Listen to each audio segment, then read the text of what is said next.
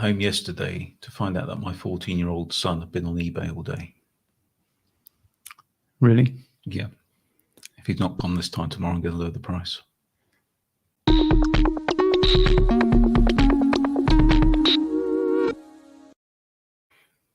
Welcome everybody to our live stream from our new studio, which Pete is modelling like a pro. Welcome everyone. I feel like you missed your vocation in life there, Pete. I missed many vocations in life. Yeah. I wish you'd missed the one where we ended up working together for the past 11 years. I wish I hadn't missed when I was aiming at you. Speaking of people we can't stand, we're here with Erin. Hello. But no Tom today because he's had an altercation with some tarmac, which involved some breaking of teeth, and he's had some dentistry done today. Was he trying to fly? Because that's the knack of flying, isn't it? According to the Hitchhiker's Guide to the Galaxy. Is to throw yourself at the ground and miss. Okay. Well, he didn't miss. Yeah. He landed on his chin. Keep trying, Tom. Anyway, it's nice to have so many of you here after a 2-week hiatus. We are in the new studio. Finally, it's been such a huge amount of work. So it's not just our video studio we've moved, it's our entire business. So lots of desks to build, which still need building, and lots of other stuff going on. Lots of people working very hard behind the scenes, which we appreciate very much. And Erin. And Erin. We've got something cool to show you, but we'll do that in our next podcast. And you'll notice that although we're on the main channel, we're using the podcast logo and everything. If you're not already subscribed to our podcast channel, then what are you playing at? Come on. Oh, God, We're in didn't even sync. rehearse that. That's crazy. fantastic. So, Let's talk Apple event, though. which one? Peak Performance. When was that? That was yesterday. Erin, do you know when that was? Not a clue. Pete, I came into the office today and I said to Erin, what did you like about the Apple event?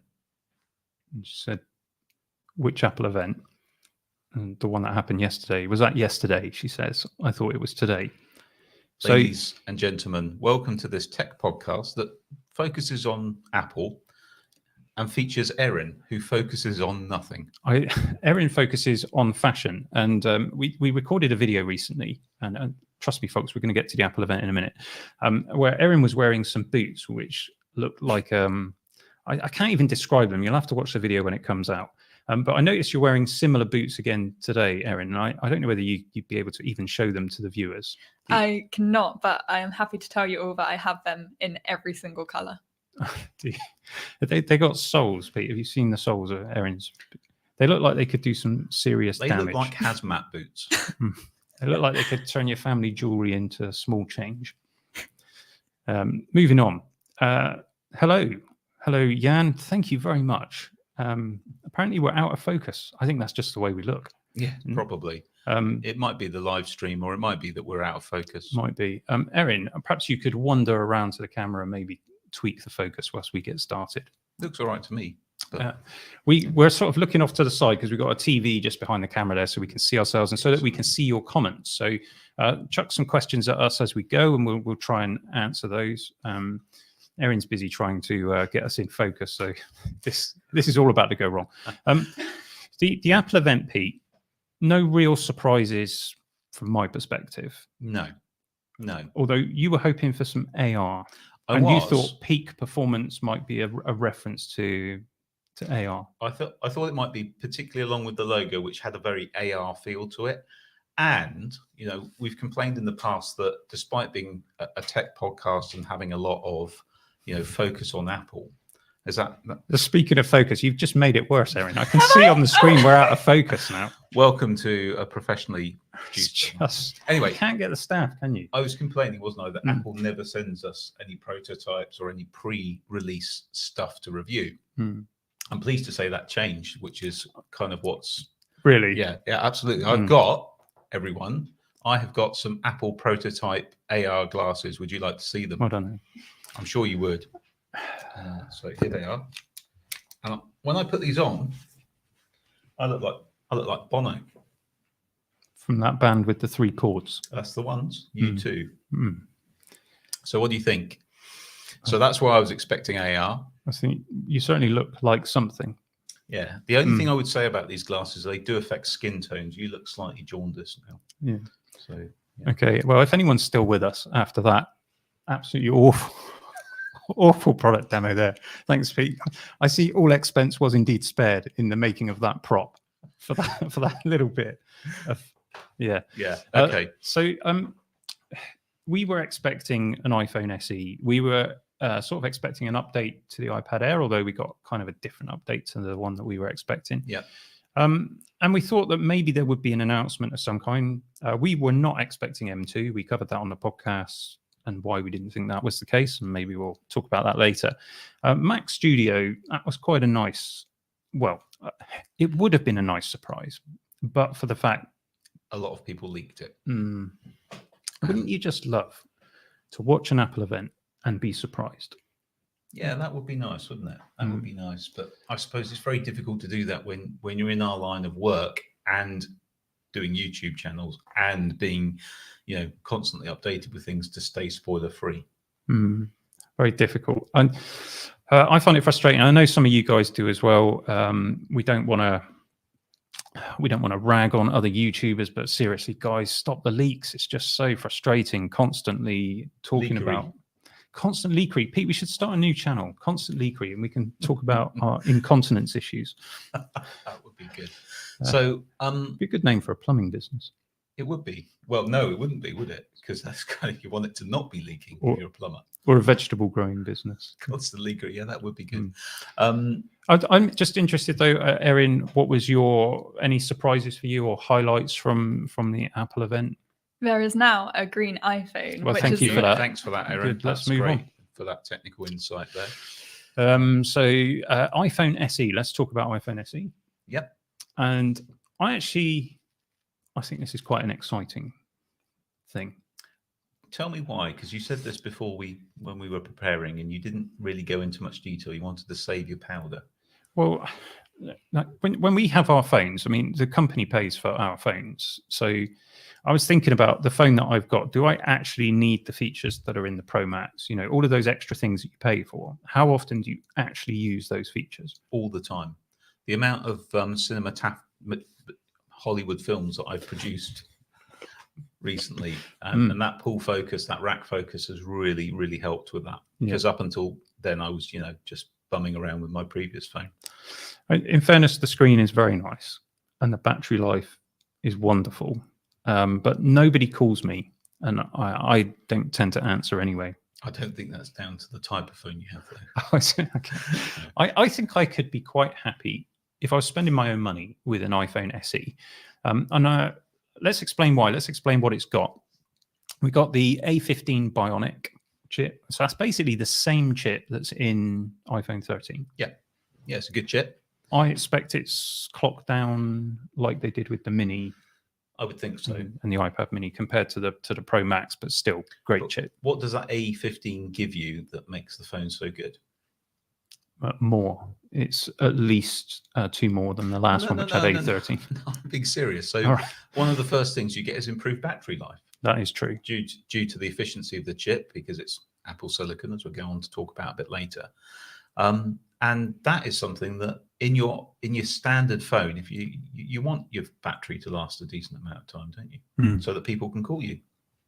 Also that you can watch more videos. Yeah, exactly. So you get an additional 2 hours of video playback according to Apple, compared to the previous iPhone SE.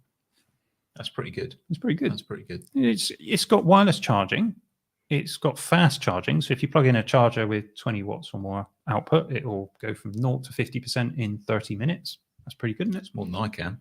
Apple is saying it's got the toughest glass in a smartphone. Again, that would be quite useful for you, Erin, I think. It would indeed, considering my iPhone is very cracked. It is. And don't show them the back of it, which is even worse. No. It's water resistant too, IP67, which I think is... It's some meters. 1 meter for 30 minutes. Yeah, which is, when you're going swimming, you probably don't go any lower than that for more than a few minutes. So basically, as long as your pool is not 1.1 meters deep, you're fine. You'll be all right. It's a good phone. Wireless charging, that is convenient. That is really convenient. We use that all the time on mine. 5G, that's really important to mention. If you've got 5G. I get 5G at my house, which is bizarre because I live in the middle of nowhere, but I'm on the side of a hill in view of an antenna, and the local town has got 5G, so I occasionally wafts over. I think that's a technical term for it, isn't it? Yeah, absolutely. Do you know, I've got to tell you, I might have told you this before. We used to, in a previous business, a previous life, and a previous business partner. Do we talk about these things? We employed a sales girl, and I came into the office where she worked one day, and she was dripping with sweat. It was such a hot day. We didn't have air conditioning in the office. She didn't have the window open. I said to her, "Why have you not got the window open?" I'm not joking. This is actually what happened. She said to me, "I didn't want to open it in case the Wi-Fi blew out." Okay. So, yeah. Hang on. I didn't know No, Erin worked for you in the previous business. Do you know that the really sad thing is that Erin would have been about 6 at the time. She's just terrible, isn't it? Feeling old. We ought to do a few questions and then we'll carry on with the iPhone SE. What have we got? What are people? Pete's mic sounds like he is in a small room. Just can we talk about Pete's HAR? HAR? Is that my hair? H. Well, is that better? Is that better? Can you hear me better now? Hopefully you can hear me better. So, Or not. Erin, do you want to highlight a couple of comments for us? Anything that you think is interesting? Call it up on the screen, and we'll indeed read them out. What have we got from Garance? If this SE was available last year, I would have bought it instead of the iPhone Mini. But I'm happy with the Mini that I bought. Yeah, That's good. That's a good sign. I think it's a good choice of phone. So yeah, absolutely. yeah. Talk about Pete's. Well done. Just turn your mic up, Pete. It sounds like you might be a bit quiet. Am I a bit quiet? Maybe that's a good thing. Let me just edge Pete's volume up on the mixer that's down to my left. See how that goes. Okay. So best thing was the phone. Most people couldn't afford the other stuff or even need it. We will talk about that for sure. I saw another comment. If you can scroll down, please, Erin. No, not that far. Go back up. Someone was saying about M1 Ultra. Were we surprised by M1 Ultra? And the answer to that question is no. Mainly because it was leaked. We knew that Apple was developing a dual version of the M1 Max, and in fact, they also prototyped 4 of them on a single or with interconnects. So but it sounds like from the event that's not happening now. So M1 Ultra, not a particular surprise. Why do people want to talk about my hair? What is wrong with my hair? No, don't you answer that. What is wrong with my hair? Pete, there's only so much time available for us in this live stream. Should we? Let's. Lots of people want to talk. I know you guys want to talk about Mac. Let's just finish off talking about the iPhone SE. Good camera. Good camera. You've got the computational photography improvements that come with that A15 Bionic chip. Yeah. 12 megapixel camera. You can shoot 4K video on it. 24, 25, 30, and 60 frames per second. What is wrong with you, Apple? Give us 50 frames per second, please. Some of us in countries where the electricity runs at 50 hertz, we kind of need multiples of 50. You know, we need 25, 50, and 100 frames per second. But not everyone lives in Cupertino, don't they? Perhaps they do. It's sort of, Apple does this across the board with and then they're calling these cinematography devices. Even rather amusingly during the event, they were explaining cameras that use ProRes RAW, and they brought up the iPhone 13 Pro Max and the Sony Venice. It's just like, because those are the same. Yeah, exactly. Anyway, well, to be fair, the Sony Venice can fit in your back pocket probably a bit easier than the iPhone 13 Pro Max. There is that. You got a 7 megapixel selfie cam on the iPhone SE. Now the display has had a bit of it's been derided, I would say, by fanboys on Twitter. Yeah, but why?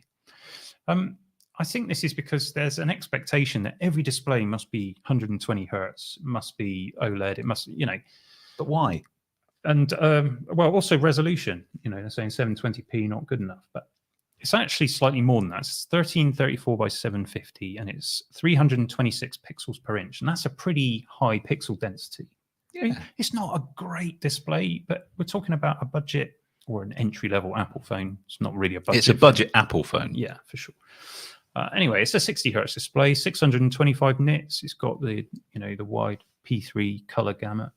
It'll be a nice display for the price point. Yeah, definitely. And while we're talking about people deriding things about it, some are deriding the design as well, saying it's a bit dated. Well, it's that's how you keep the cost down. You don't go and design new things and have to machine new parts and all the rest of If it. you want the new cutting edge design, either go for the new one or an old one, because they basically cycle through the design, don't They they? sort of do, Really? don't. Look, I think it's a design that works. I think this iPhone SE, it's the best value entry into the iPhone experience, and it is a full-featured iPhone experience with their best chip. It's not a cut-down iPhone, is it? No. Yes, you are missing some features, and I mean, one thing I would say is the color choices. So you got red, white, and black. I don't know if I can bring myself to say Starlight and Midnight. It's white. You and just black. did. And product red. And product red. Yeah. It does seem like that, they could do more color choices, and it feels like maybe they're penalizing the budget conscious users. Yeah, possibly. But again, it's probably to try and keep costs down, isn't it? So, Erin, you like fashion, and that means you like colors and things. So, does the fact that the iPhone SE only comes in red, white, or black, would that put you off getting it? Yeah, a little bit. I really like their purple and their yellow ones that they've done. So that was one of the main reasons I was going to get one of the other iPhones, but I don't really mind that much. Okay. Well, and I know that your iPhone 8 is a little bit tired out now, needs replacing. Would you, do you think, go for an iPhone SE at, in the UK, £419 for 64 gigabytes? At the price and the fact that it seems like a lot better version of the phone that I have currently, yeah, I probably would go for that one instead of the iPhone 13. Interesting. So I think it's a good phone for a lot of users. It's these things cost a huge amount of money, and Apple kind of expects people to change them every couple of years. I mean, it is crazy, isn't it? Or is it? Is it crazy to spend £1,200 on a phone? I don't know. I vacillate on this. Yes, no, it is crazy. It is absolutely crazy, particularly if you just use it as a phone, or in your case, you don't use it. Erin, though, she's probably on her phone most of the time. Usually when she's got work to do, she'll be sat on her phone. Busy on her phone doing stuff. Yeah. Rather amusingly, we got a video coming to the channel. We've been sent a phone. You've been sent something. It resembles a phone. I'm not going to be horrible about it yet because it's very cheap. It's I think it retails at $150. It's an Android phone, and Erin has been commissioned to use it for a week. I just couldn't bring myself to inflict it on you, Pete. And I really appreciate that. And can I just say something at the moment, specifically to Sunday racers? Yes, I am, and no, I don't. And worry about the knock at the door that's coming. I've got no idea what's happening. Yeah. I'm obviously not reading the comments. Well, look, we're done with iPhone. What do you think about iPhone SE? Good idea? Bad idea? Good price? Bad price? Interesting. Interesting to see your thoughts on that. I think we have had a few questions about or comments on the iPhone. So let's have a look at those. The SE is for a very young kid or your grandma. Which one of those are you, Erin? Epic. Great comment. One above that's quite good. Yeah. So Anna says, as I've always said, if it ain't broke, don't fix it. Well, that's wise words. Very wise. Appreciate that. That's the stance Apple's taking with the SE. Yeah, totally agree with that. Very good. What else? Anything else? If you get a trade-in, Evil Umpire is saying if you get a trade-in, it won't be £1,200. That is true. Although Apple's trade-in prices are not very favourable, are they? No. Sunday racers, just interested about the phone and video quality, photo and video quality, possible on par with an XR? I think it would be. I think it'll be a bit more than that because of the computational. Yeah, but the 10R does do that as well. It can do the blurry background stuff. Yes, it can. So yeah, quite possibly. Yeah, well, it should be certainly on par at least. Of course, it is quite small. It's 4.7 inches. So if you want the larger display, you want the larger battery, then you have got to go for one of the more expensive ones. That's just the way it is. Also, 64 gigs. That's not. I think I could get by with that, but some people would say that's not enough. It depends how you use your phone, doesn't it? I mean, if you're taking lots of selfies and pictures of family and friends, then I know you've got iCloud storage and that kind of thing, but you might want more on phone memory. You've got a family, but you don't take any pictures of them. So, this is harsh. Shall we move on? Should we get to the stuff that people really are interested in, like iPads? I don't think people are interested in iPads. Are you interested in iPads? Erin's nodding. We can't tell she's nodding. So I just have to tell you, because Tom's not here, Erin gets to push the buttons on our video switcher. She's so excited about this. And is it going to go well? That's the question I've got. Let's Last find out time, when we insult her. last time Erin was pressing the buttons on that thing, we had a guest on, didn't we? We had iCave Dave with us, and she faded us out to black and just sort of left Dave there. So I'm very sorry about that again, Dave. My bad. Very amusing. Anyway, Right, let's get on to iPad Air. They've put an M1 in it. yes, they have. Now, in my notes, I've put in capital letters, kind of spaced out, why. You know, you could have made that bigger rather than using spaces in it. I could have done Yeah. that. But okay, so I'm sat here with the M1 iPad Pro, and we've talked about this a lot on the channel, so I'm not going to bore you with the same stuff again. But why have they now gone and put the M1 in the iPad Air? Convenience. I think that's got to be it. I mean, there are plenty of A15s out there, but they're obviously prioritizing those for phones. So they're putting them in the iPad because they've got lots of them.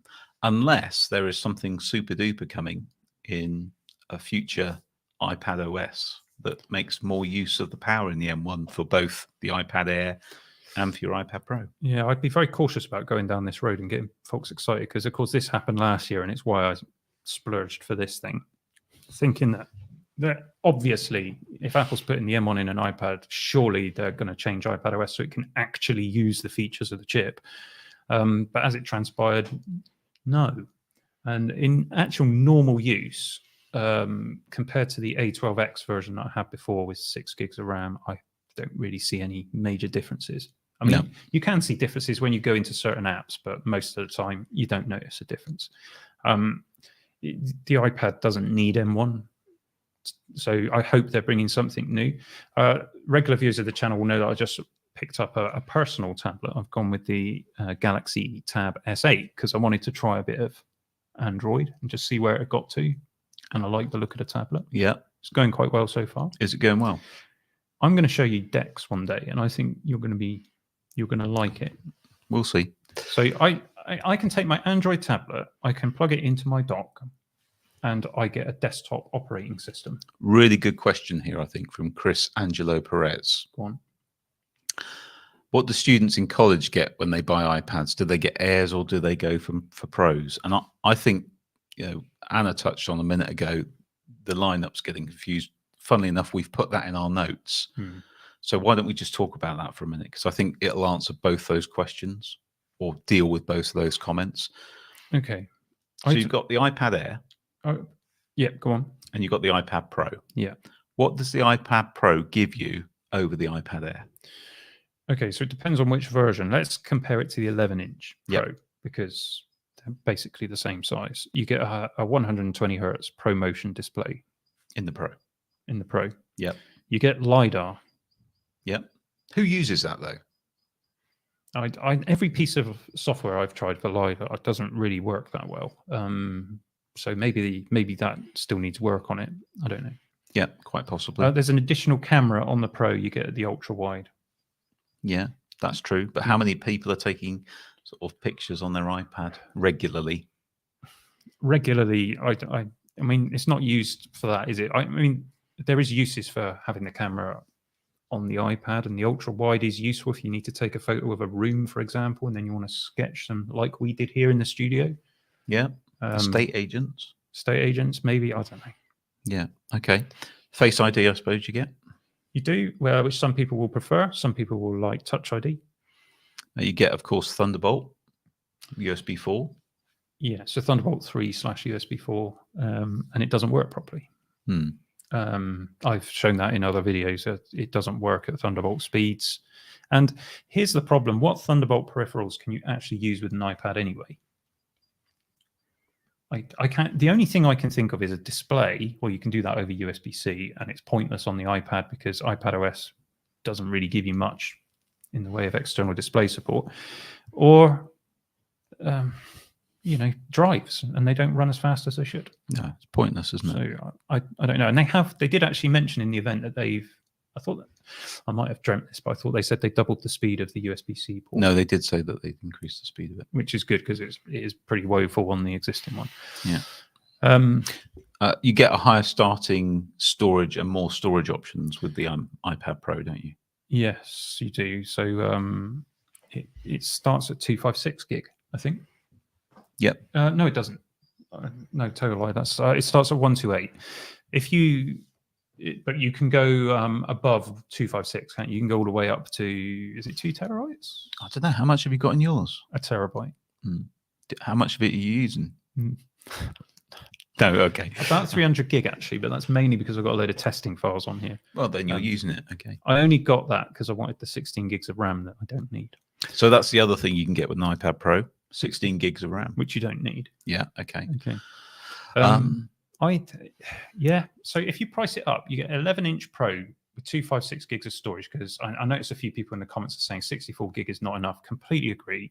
That's a woeful amount of storage. So 256 is the other option, and that will cost you £719 in the UK, whereas the 11-inch Pro is £849. So the question is, are those extra features worth another £130?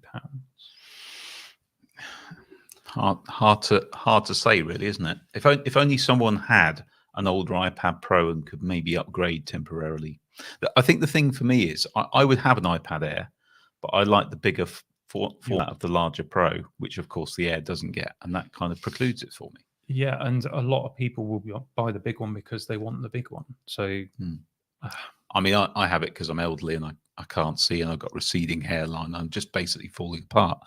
But yeah, I think in answer to the original question, the iPad Air probably represents really good value for money for most people, unless you have a specific need for some of those other features, such as the screen in particular, for particular work that you're doing. You're probably better off with an iPad Air, unless you really want a big one, or you can afford it. Yeah. In which case, buy what you want. And it comes in purple now, and a different type of blue. That new blue does look really good. But I bought the blue one for my wife, if you recall, last time. And it looks amazing on the screen. But when you get it in real life, it's difficult to see that it's actually blue. And of course, the first thing she does is put a case on it. So, well, we all do that, don't we? What color phone do you want? Doesn't really matter. So, yeah, let's have a few comments about the iPad Air then, perhaps, Erin, if we may. And would appreciate feedback on if the $300 price difference for low reflectivity on studio display is worth the asking price. Come to that in a bit. We will get to that. Anna's comment up there, I think Anna and I are on the same wavelength here, but not able to take the iPad lineup seriously unless something comes at WWDC. Yeah. The iPad could do so much more. I was about to talk about DeX on the Samsung.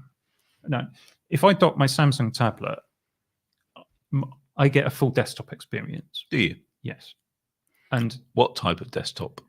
It is an Android desktop. That's the only downside to it. It's okay. It's going to be okay. But do you remember last year when I was saying, wouldn't it be great if? And lots of people don't agree with me on this, and that's fine because we all use our devices in different ways. So what I might like is not what anyone else. Would it be great if what? You got me hanging. If you docked your iPad Pro and it flicked into macOS. Yeah, that would be great. That would be amazing.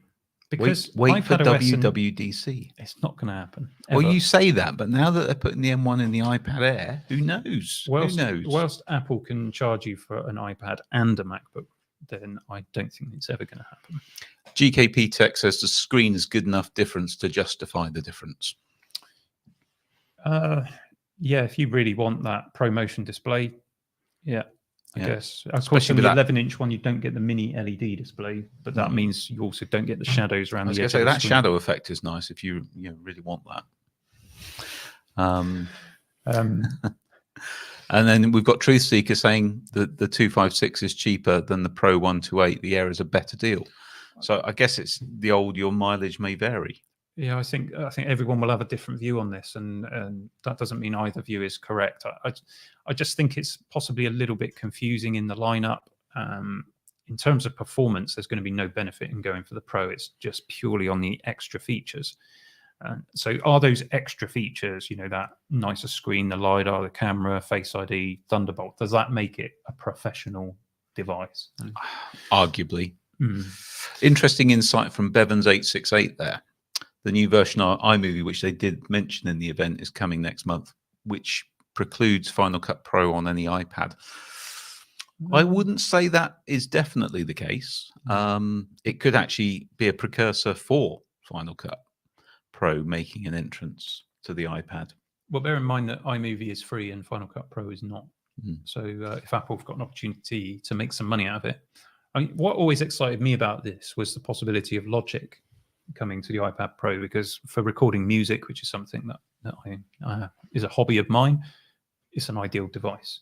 But now I've got my M1 Max MacBook Pro. Am I ever going to use the iPad for doing that? I don't know. Probably not. Be interesting to see. Let's move on. Let's talk about the absence of M2 and the MacBook Air. And the new MacBook Air. That was the other thing that all the leakers were telling us we were going to get. We didn't expect that to happen personally, not because we got any kind of inside track or we knew, or it's just that when you look at the building blocks of the Apple Silicon chip, so you've got the cores. So for M1, they're called get this the right way around. Firestorm and Ice Storm. Yeah, I think. And they use those same cores in the A14 chip and in all of the M1 chips. And then the next set of cores is called Blizzard and Avalanche.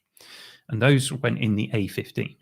But they didn't represent an enormous bump in performance over the cores that are in the M1 and the A14.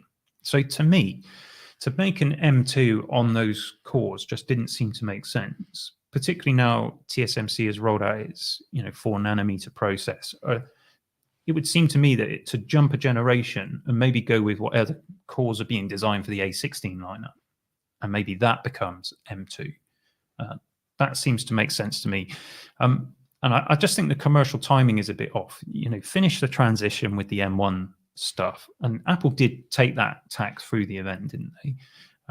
Then start on the upgrading process. I think it makes more sense for computers to be on a slower upgrade path than phones are and iPads. Yeah, and I've got a thought on the nomenclature in a minute, but I just wanted to say thank you to Jan for his kind donation there. And thank you very much. Apple made me switch to PC. M1 Ultra is still worse with 3D comp to a PC with a 3080 CUDA. Yeah. No specialized chips on Apple Silicon to aid 3D rendering, just general cores. In these times, a pre-built PC is better deal for the 3D hobbyists. I probably agree with that. Whether it will come is another question. I mean, Apple Silicon isn't right for every discipline, and because it so heavily relies on those optimizations. For example, everyone gets tired of talking about video editing, but the amount of performance you get for video editing is just off the charts with these things compared to what the numbers might suggest. But in other areas, the difference is... Yeah, I mean, Apple did seem to be heavily pushing 3D modeling in the event yesterday, but I take your point. But also another good point there from J2 Simpso about can anyone actually get a 3080 at the moment? Well, that's true to say. Anyway, there's nothing wrong with a PC. We're not Apple fanboys. No, I mean, all of my videos are edited on a PC. I've got a nice workstation with NVIDIA cards in. It's great. I do sometimes use the MacBook as well. So, yeah, it's good.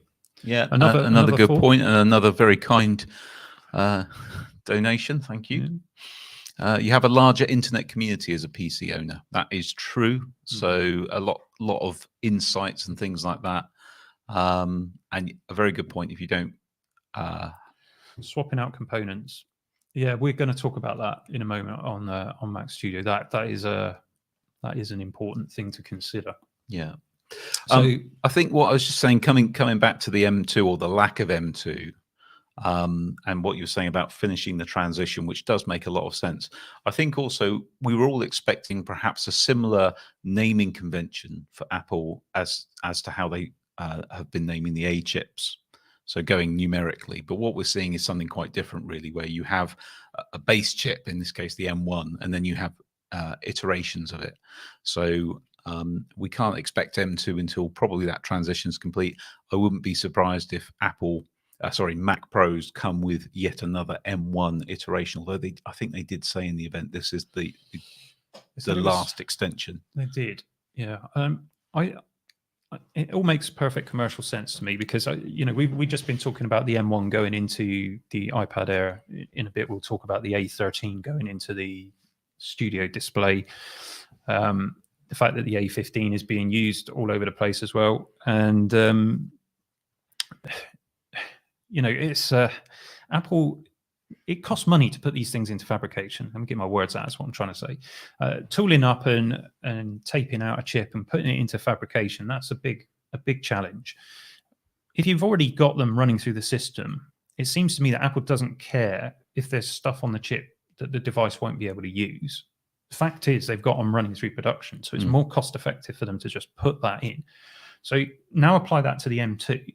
Making those new cores, making a new die, putting it into fabrication and all the rest of it, it complicates things at this point in time for Apple when they've got a mammoth task ahead of them. Yeah. So it just makes sense that they'll finish the transition. We'll see M2, don't worry about that. And we'll see new designs. I'm fairly sure that 13-inch MacBook Pro will be gone, and I suspect we will get a new MacBook Air with the M2 in it, and it'll be great when it comes, because if Apple does wait until the end of this year, then it will have those next generation cores in, and that's going to be more exciting. Definitely.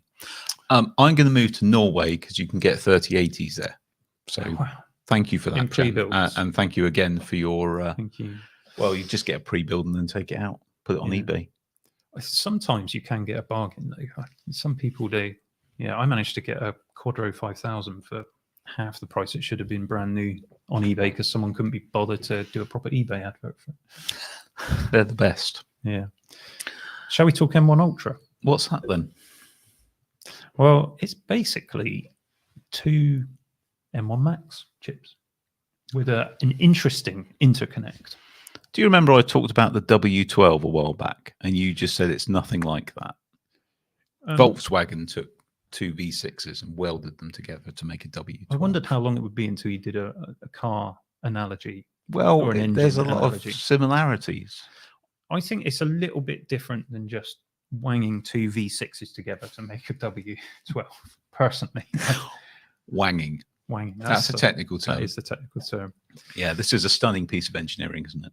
It does. The M1 Ultra. Yeah. Or MK Ultra, as I keep hearing it in my own head. Is anyone else doing that? Is anyone else thinking MK Ultra every time they hear that?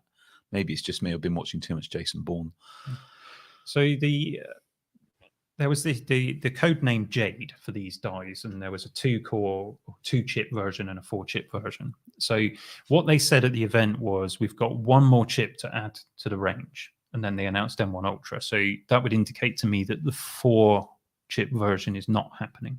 Right. But they did also say that Mac Pro was the last machine they needed to make to complete the transition, which makes you wonder what they're going to put in the Mac Pro as compared to the Mac Studio. So who knows? But certainly we've seen schematics for these multiple M1 Max chips with interconnects. Yep. So what does it mean in terms of specs? So it means that you can now have 128 gigabytes of unified memory. Yeah. And with that also comes this absolutely blistering bandwidth of 800 gigabytes bits per second. It's gigabytes per second. Yeah. Too much coffee. And where this is really going to be significant, and where it is significant, is for graphics. So GPU. This is actually groundbreaking to have a GPU that can access 128 gigabytes of RAM. There's nothing. GPU. There's nothing that can go near that. I had a look on NVIDIA's website. So their latest workstation cards, the best one is the RTX A6000. That's got 48 gigabytes of memory. Yeah, and that's what Apple cited, I think, when they were saying that the closest one was 48. Now, you can use the bridge. Like, I've got 2 Quadro cards with an NVLink bridge, but I got a feeling you need 2 bridges with the A6000. Someone in the comments might know better than me. I think you need 2 of these bridges. If you can afford 2 of these cards and indeed get them, then you can effectively get yourself 96 gigs of RAM. There's a caveat to that, though, is that it's not supported by every app. And the difference here with Apple's Interconnect is that it presents as a single chip, Yeah, as far as software is concerned. which is pretty groundbreaking. It is big. And Because we've talked about this before, haven't we, with so many pieces of software historically only being able to take advantage of multi-core processors if it's instructed to do so. So you typically find that a lot of software, if it's not optimized for a multi-threaded CPU, it just won't be able to use all of that. And we've seen evidence of that, whereas particularly anything that's been written by Apple, including Mac OS, will take full advantage of all of that. so where the complexity comes with those things is, I mean, at the end of the day, not all apps can be written to, because they may just not have enough threads going on to take advantage of all the cores. So benchmarks are always a little bit misleading in that regard, because a benchmark is designed to use all the available cores on the chip, but not all software can do that. In the past, where you've had two separate CPUs on a board, that's a separate complication that needs to be given consideration. But this is presenting as one. Now, I know from using the NVIDIA cards that the app has to be coded to make use of that bridge.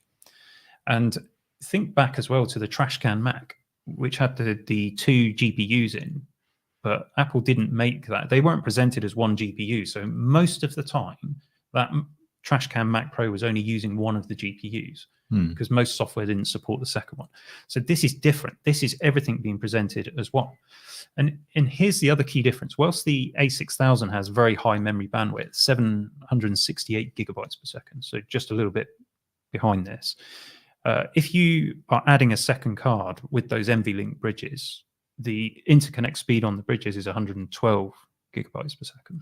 So you've got bottlenecks. Yeah. So this is an extraordinary thing.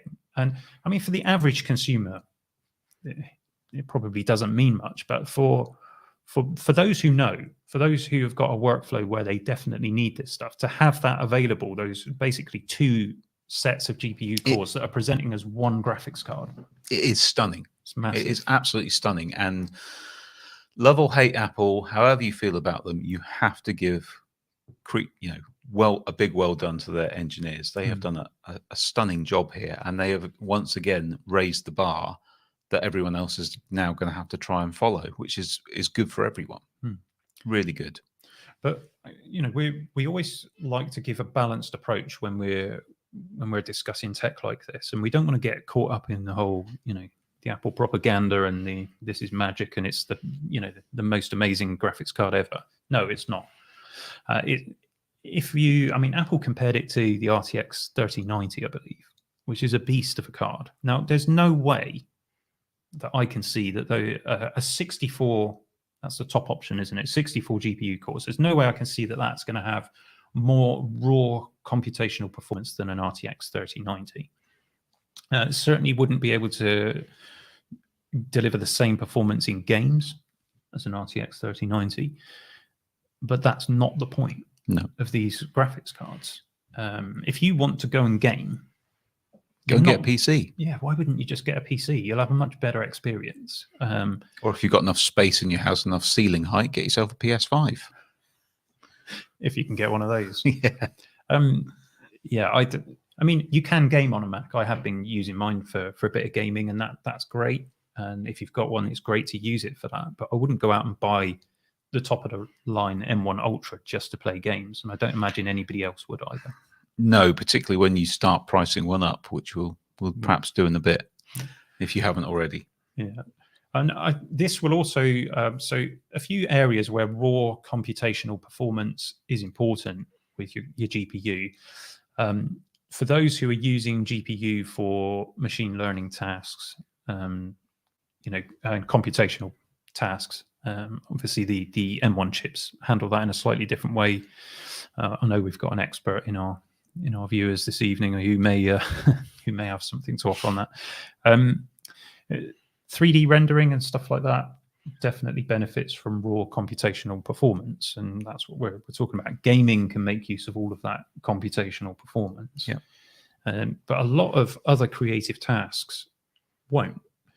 And We kind of showed that, didn't we? In fact, when we did our video showdown test, because you've got the 32 GPU core M1 Max. M1 Max. I've got the 24 core, and we There was nothing. There was nothing between them, really, was there? no, for the task that we were applying. So and that was quite heavyweight video editing. Yeah, and that made me sad. It didn't make me sad, funnily enough. Yeah, I was sad. Anyway, the point I'm trying to make is that the cards are heavily optimized towards creative workflows. Apple have called the new computer the Mac Studio, and they were very specific about creative workflows. And when Apple talks about professionals, they're talking about creative professionals. Yeah, generally speaking. Video editing, photo editing, music editing, developers, 3D modeling. That was all the studio examples that they cited, I think. And I think it's fair to say that you can still get more performance from the PC side of things on some of those disciplines. The cost comparison and the energy comparisons are possibly interesting. Yeah, we can talk about that. Should we take a pause? I can see that you're looking at comments. Well, I just everyone's really appreciate all the comments. I'm just curious to see what we're getting at the moment. Okay, let's start with Vija's comment, please, if we could, Erin, just above Anna's up there. There we go. Thinking of getting M1 Max 24 core. I assume you mean the Mac Studio, yeah, because the next upgrade doesn't give any noticeable improvement. The Ultra is just too much for home user. I don't think it is for home users. I think we'll talk about that in a minute. Any others that we want to feature? Graham Parker is really interested in buying a Mac Studio Max, but can't warrant spending an extra $1,200 to get the SSD hard drive I need.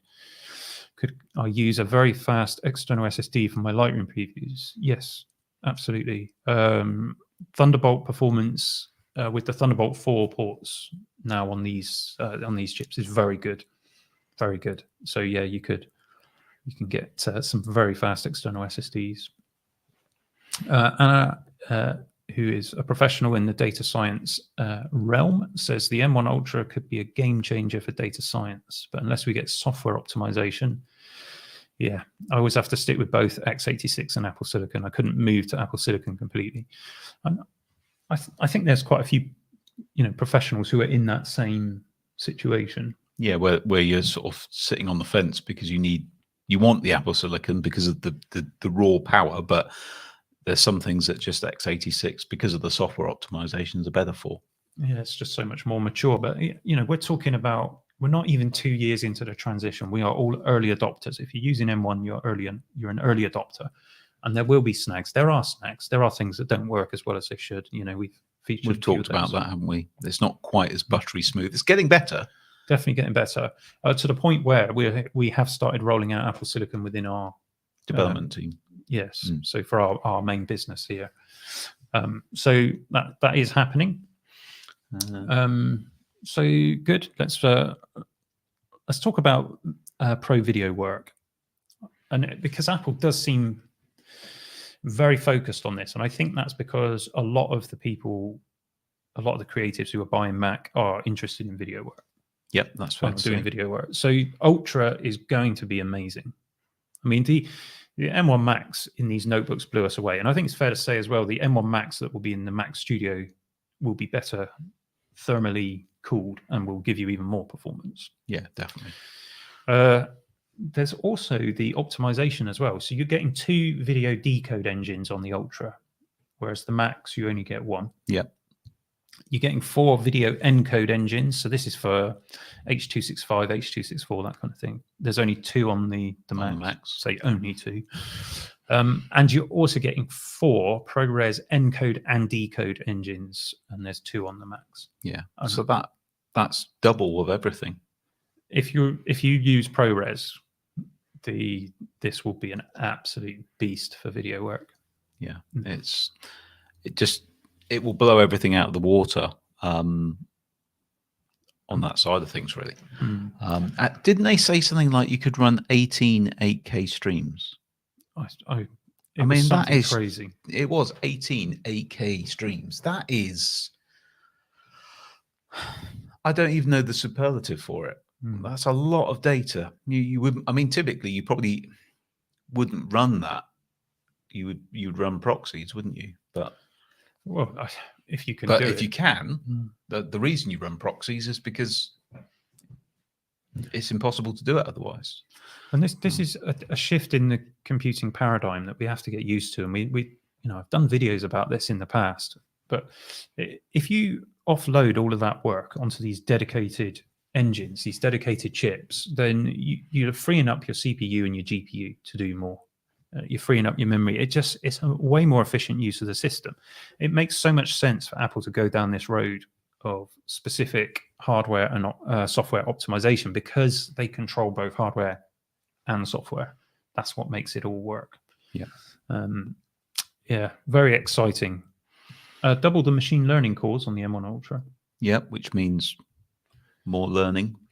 But we know that the M1 Max chip has 2 banks of 16 machine learning cores on it. Yeah, it doesn't use all of them though, does it? One of the banks appears to be deactivated, but that must mean that the M1 Ultra has 4 banks and therefore 64 machine learning cores, but only 32 of them are working.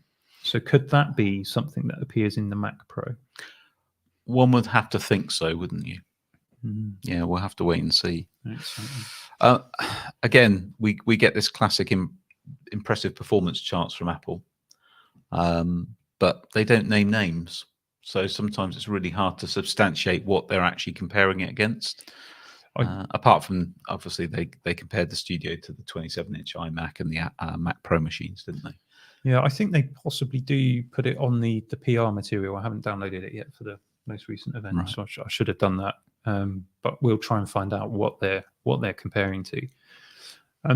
Apple's comparisons are fair though when it comes to the energy thing, which we're going to talk about. In fact, let's talk about Mac Studio because I know this is the main thing that everyone's going to be interested in. After 52 minutes of talking, Well, here we go. So the Mac transition, they said it's nearly finished. There's only one to go. It's the Mac Pro. Yeah. And your question, Pete?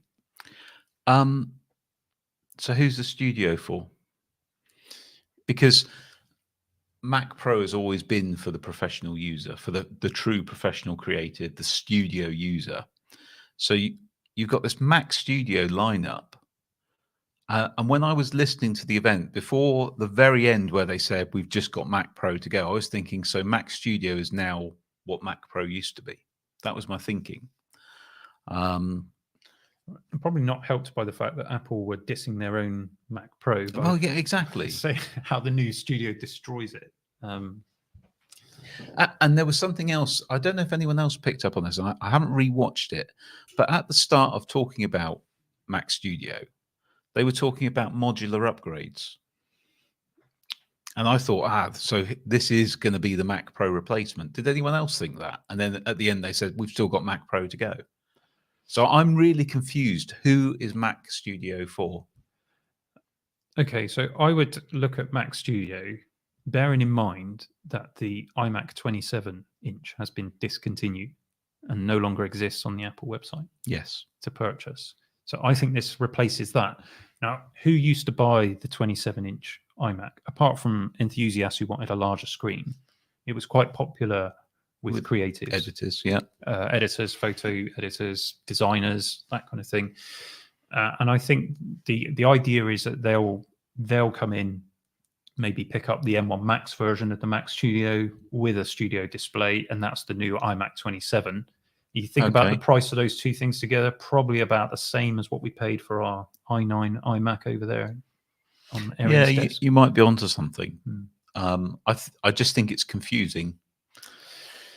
It is. I think it's a shame that we haven't seen the larger iMac, and the fact that Apple said there's only one more machine to go indicates that we're not going to see it with an M1. Well, they didn't say that though, did they? They said we've just got the Apple Pro to do in our transition, the Mac Pro. Well, they haven't done the iMac 27-inch. So. No, but they said in our transition we've just got Mac Pro to go. Mm-hmm. That doesn't preclude more Apple Silicon devices coming out, does it? No, it doesn't. We'll have to wait and see. But have you priced one of these up? I mean, this is what confused me. Can I do that? Can we just talk about that for a minute? Or are we going to talk about that? But there's a couple other things I wanted to mention before we get to the pricing. And that is that the Mac Pro might introduce PCI Express modularity and upgradability. Just take, for instance, they keep talking about audio professionals. Well, anybody who's working as an audio professional probably has cards. That's why they want the Mac Pro, so that they can put their add-in cards in for offloading virtual instruments and all sorts of other good things that you can do with it. So will the Mac Pro provide those options? Will it give us that additional machine learning? Possibly. Makes sense. Who knows? Something else as well that I just wanted to mention before we move on is that if you look on Apple's website, the 27-inch iMac is gone, but the Intel Mac Mini, so the more performant Mac Mini supposedly, Still there. is still purchasable. Why do you think that is? Well, I think that there will be a replacement for that, and I think it will have M1 Pro in it, but not M1 Max. Interesting. So I think they'll do a better Mac Mini with the M1 Pro at some point. So it's entirely possible they could do a bigger iMac as well, but we shall wait and see. Have to see. This is definitely not a modular computer, by the way. The Mac Studio, But they did definitely mention modular. Yeah, I don't know what they meant by that. I mean, because it is a soldered on. All the stuff is soldered on. It's a system on chip. You can't replace the RAM. You're not going to be able to take the chip out. The SSD is soldered to the main board. In fact, the chips of the SSD are soldered. The SSD controller, as far as I'm aware, is actually on the chip as well on the M1. Right. It's a custom controller, which is why that's done. Also, it looked as well from the pictures they showed that the PSU, so the power supply, was exposed. You definitely wouldn't want to be mucking about with opening a machine with an exposed power supply. No, that would not be a winner. So should we just take a few questions, and then I want to talk about pricing and but maybe energy first of all. Matthew Turner, can we have Matthew's comment up? So Matthew's saying, as an audio professional, the most annoying thing is having to pay such a heavy price tag for so much graphics performance I will never touch when I just need CPU and memory performance. Yeah, fair comment. Yeah. It's just the way it is, I guess, with the M1 design. It has that. It's unified because it's a system on chip. But it goes the other way as well. There are people out there who are buying it because of the graphics performance, but they don't need the CPU performance. I think we've got to get this old computing paradigm out of our head. It is what it is. It doesn't work for everybody, M1, that's for sure. No. And that may be where the Mac Pro suits your needs, Matthew, in due time, as long as you've probably got a mortgage to pay for one, based on what we're seeing here. Chris Ware was asking us if we'll see an M1 Pro Mac Mini. I think we will, absolutely. I think that's why the Intel one is still available. Any more comments, Erin? Pick some out. Photo Vincent says, I got it. Studio Max replaces 27-inch iMac. M1 Ultra replaced iMac Pro. Yeah, okay. Interesting question here from Chris Angelo Perez. What would you guys think the performance gap from the top spec M1 Mac Mini and a base Mac Studio is? Do you mean the base Mac Studio with the Ultra, or with the okay, so if you're talking about the existing M1 Mac Mini and the base Mac Studio, which is the M1 Max, then there is a big difference. It's a long video, but on the channel we did a video rendering test with all of these machines, and we had the M1 in there. There's some benchmarks in there, and you can see what the difference is. But certainly a lot more CPU performance, loads more graphics performance, loads more memory bandwidth. It's not just that as well. The standard M1, when they did M1 Pro and M1 Max, they changed the controller for the Thunderbolt, because you'll notice that M1 machines have USB 4, which incorporates Thunderbolt 3, whereas M1 Pro and above have Thunderbolt 4. Yeah, and there is a difference in the controller speed as well. So if you can afford it, it is a better machine. Yeah, and also you touched on it earlier. You also have that ridiculous cooling on the Studio, which is gonna, when you're really hammering things and the fans do come on. I've only had the fans come on this once, but if you're really hammering it, you will get more performance because of that, because it will keep it cooler and more efficient. Yeah. And our Max chips that we tested are in 14-inch MacBook Pro. So if you get it in the 16-inch MacBook Pro, it offers even more performance, and you get the high performance mode. And I suspect in the Mac Studio, it will be really ludicrous mode. Yeah. So, very good. Mike Neumeier says, do you think Apple will come out with another monitor with ProMotion? Kind of disappointed the new one doesn't have that. I can understand not having mini LED backlight. Yeah, let's talk about monitors in a minute. Will they come out with one with ProMotion? Entirely possible. Entirely possible. Would it be a price point that anybody would want to delve in? I don't know. We'll talk about the display in a minute because I think we've got some interesting thoughts on the display.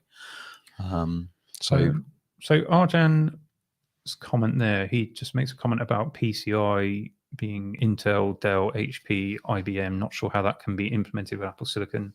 Well, Apple Silicon is built on the ARM architecture. You can use PCI Express with that, and indeed it has been done. I'm pretty sure it's only, Apple never enabled eGPU support with the new M1 chips, but I've got a feeling, and I could be completely wrong here, but I've got a feeling you can use a Thunderbolt PCI enclosure and it does work. Interesting. It certainly did connect up to my Razer eGPU enclosure and recognized it as a PCI device. So Apple can do it. I think it could happen. Whether it will happen, that's the question.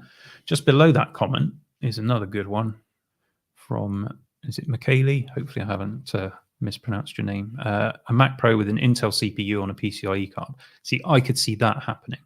For exactly what Anna was talking about earlier, you got two separate computers. I mean, this is how we used to do things, isn't it? In the 90s, you might get an Acorn machine, that was ARM, and you'd have an x86 add-in card so that you could run DOS and run other applications. That was quite normal. Yeah, we've moved away from that, but a lot of what we learned in the past, we're relearning again with some of the stuff that Apple's doing. Apple are relearning it, and we're just commenting on it. Arguably, it's got that much performance; it might be able to emulate a fair old lick as well. Yeah, that's a good point. Graham Parker asked, do you think we'll see another 27-inch iMac 5K in the future, or is the Studio Max replacing it? I think it'd be a shame to lose the big iMac. I've always had a soft spot for an iMac. I think there will be one. I did make a note on it, actually. I can't see that you're going to get an M1 Ultra in it because of the cooling requirements, or at least the apparent cooling requirements that the Studio has. But I'm going to go out on a limb and say I think we will see a larger iMac at some point with M1 Pro and M1 Max in it, or possibly whatever comes after that. But it may not be until after the transition's complete. Yeah, perhaps. And I think cooling is a big thing. Bear in mind, like we spoke about earlier, every time you add, they're doubling, aren't they? You double up your GPU cores and your CPU cores and your machine learning cores. You're doubling everything. Your thermal requirements also take a big hit. So I think you need fairly decent cooling in these things. But that moves on to an interesting point, which is energy consumption, which is connected with heat. Yeah. And we're quite focused on this at the moment because we just moved into this building. Yeah, which is more to energize. Yeah. Is that right? It's a bigger building, so it takes more to heat and run and all that kind of stuff. And obviously, I'm sure, like us, you're all feeling the pinch of increasing prices on energy and gasoline and all that kind of stuff. So Apple made a really interesting comment, which is that the Mac Studio can save up to 1,000 kilowatt hours in some workflows compared to the corresponding PC. And you sort of kind of think, well, what does that mean? But I've become very aware of what a kilowatt hour means recently. I think a lot of us have. Yeah.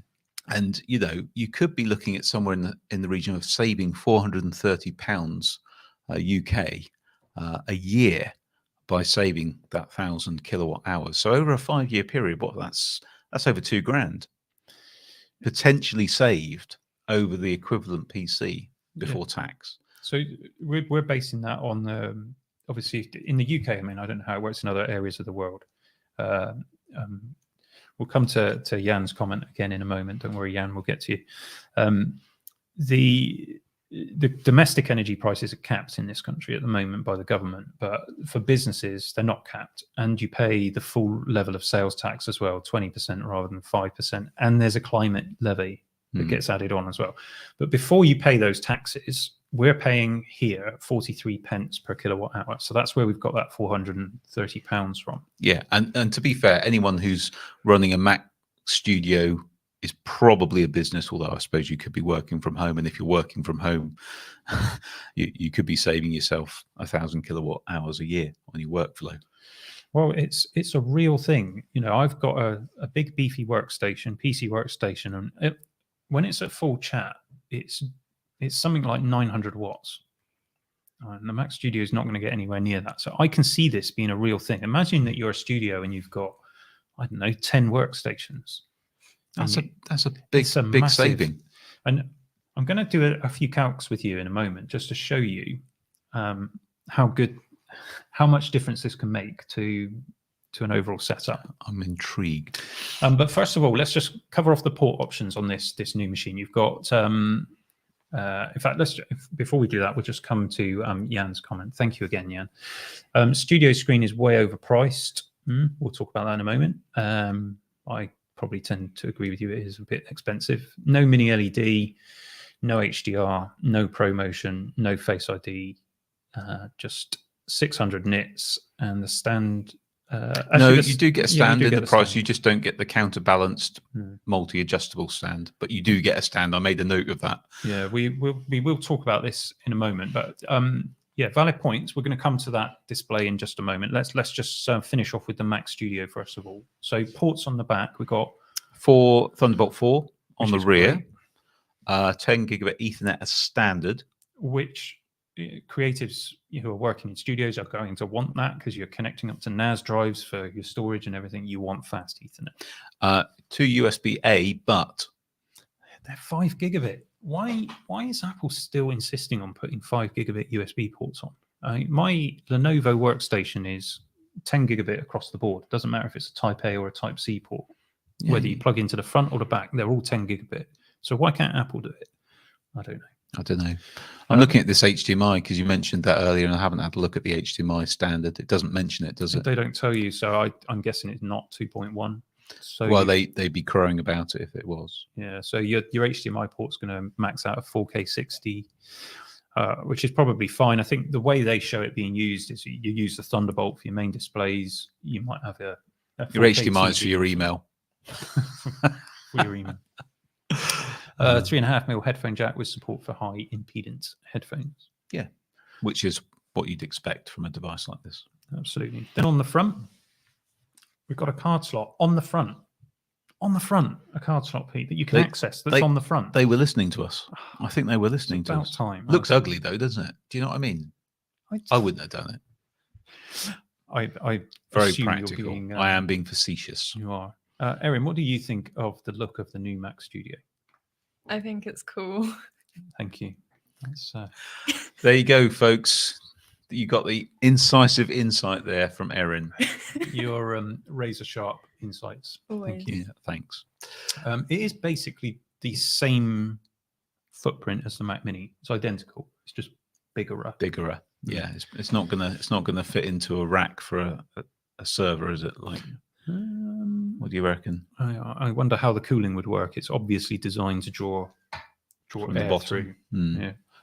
Did you get really excited for a moment when they first The came on dots. with the round? Yes. And I thought, oh, we're getting a trash can again. No. What a shame. So it's a UHS 2 card slot on the front, and then you've got 2 Type-C ports, which will be USB-C if you've got an M1 Max version, and there'll be Thunderbolt 4 if you've got the Ultra version. Which do you think you prefer, Erin? Either. Can you see why we got Erin involved in this channel? When it comes to technological insights, she trumps you and I, Dave. Erin has got some good stuff coming up. What color? What color do you like? I haven't actually seen what colours they come in. Silver? No. Any others? No. Silver is the list. There we go. Pricing, Pete. I know you want to get onto this. Now you've got the Apple website up in dollars, haven't you? I I'm have. going to be using the imperial credits of the realm of sterling. Okay. So So- I've got myself a Mac Studio. Oh, you're gonna play the I'm gonna max it out game. Go on. Yeah. So I've got an M1 Ultra Hmm. with the 20-core CPU, 64-core GPU, 32-core neural engine, Hmm. and I've stuck in that 128 gigs. Well, that would be of rude not unified to. memory. It would, wouldn't it? And I've gone for the 8 terabytes of SSD storage. Well, if you've got that much money available, why would you not? So that comes to $7,999, or as we like to call it, $8,000. Hmm. But on course, on top of that, I then need to get a keyboard and mouse, You do. and I need to get a display. Hmm. So I've taken the liberty of maxing out a display as well. Okay. So I've gone for the nano texture glass, okay, which is added only $300 to the price, as opposed to, Interesting. I think it was $400 on the old one, Okay. on the iMac. And then I've gone for the tilt and height adjustable stand, Hmm. which has added a whopping $400 to it. So We're going to talk about that in a minute. $2,299. So basically, you're talking about over 10 grand to max these babies out before you get a mouse or keyboard Okay. or a printer or scanner. So we're gonna do some. I'll just run through the different specs and prices. Then we're going Okay. to talk about the display, and then I'm going to tell you why this is a really cheap computer and great value for money. Okay. Erin just sniggered. You might learn something, Erin, if you listen. You never know. So in the UK, it starts at £2,000. So what's the entry price in the US, Pete? Are you able to call that up? Whilst I tell the viewers what you're getting, you get that M1 Max, the 10-core CPU, 24-core GPU, 32 gigs of RAM, and a 512 gigabyte SSD. How do we feel about that? Same price in the dollars. So $2,000. Bear in mind that the US prices, I don't think, include tax, which is different by state, isn't it? Thank you, Vija. Nice to have you with us. I thought that someone said if you want a longer than 1 meter cable, it costs $129 extra. It does, yeah, the Thunderbolt 4 cable. Really? Oh my goodness. Well, Thunderbolt 4 cables aren't cheap. That said, you could get one for half the price. That's very nice. Okay. But yeah, this is Apple. You know, Yeah. This is Apple. Let's Yeah. get back. All of these machines come with a 512 gig SSD as standard. That's your starting point. Now, you might say to yourself, I don't need any more because I'll use external storage. I've got all those Thunderbolt ports. I've got a 10 gigabit Ethernet. I don't need more storage. But of course, the caveat to that is the larger SSD you get, the longer its lifespan is, and also the faster your machine will be. So you've got to try and balance off the extraordinary cost of these things versus the performance that you want to get. Yeah. And the resale value and the longevity. And if you go for this spec of M1 Max in the notebook, you get a 1 terabyte SSD, don't you? Yeah. But Yeah. I hadn't even thought about that. it costs you an extra £200 here. Oh, that's crazy. But it's the Apple tax, as we like to call it. Thank you, Michaeli. That's very kind of you. Thank you. I really appreciate you guys all checking in and spending some time with us. It's been good. For an extra £200, you can have the 32-core GPU. I've got that in this. That one. Then the price leaps up. So we go up to £3,799 for the 20-core CPU, 48-core GPU. So in other words, 2 times the entry-level spec. You get 64 gigs of RAM. We're still on that 512 SSD. It's a bit measly. And just to be clear, those transfer rates that Apple mentioned, it's 7.4 gigabytes a second on the SSD. You definitely won't be getting that with a 512 model. Then it goes up to another £1,000 on top of that, gets you the 64-core GPU. So what's the uplift for M1 Max? 32 cores, Pete? People look that up. I mean, these are not cheap machines, are they? From a consumer perspective, Another £1,000. Dollars. $1,000 to go up Dollars. to the 64-core GPU, Yeah. And another $800 to double your RAM.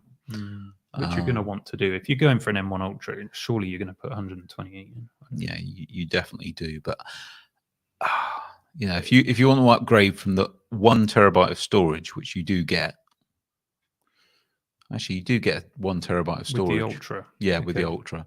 I wonder if that's changed. $2,200. It's a lot, isn't it? That is a lot. Maybe it's different in the UK, but I can't think that it would be. Okay. Anyway, So I was wrong about that. If you go for the Ultra, you do get a 1 terabyte drive. Apologies for that oversight. So, what an interesting computer. Oh God!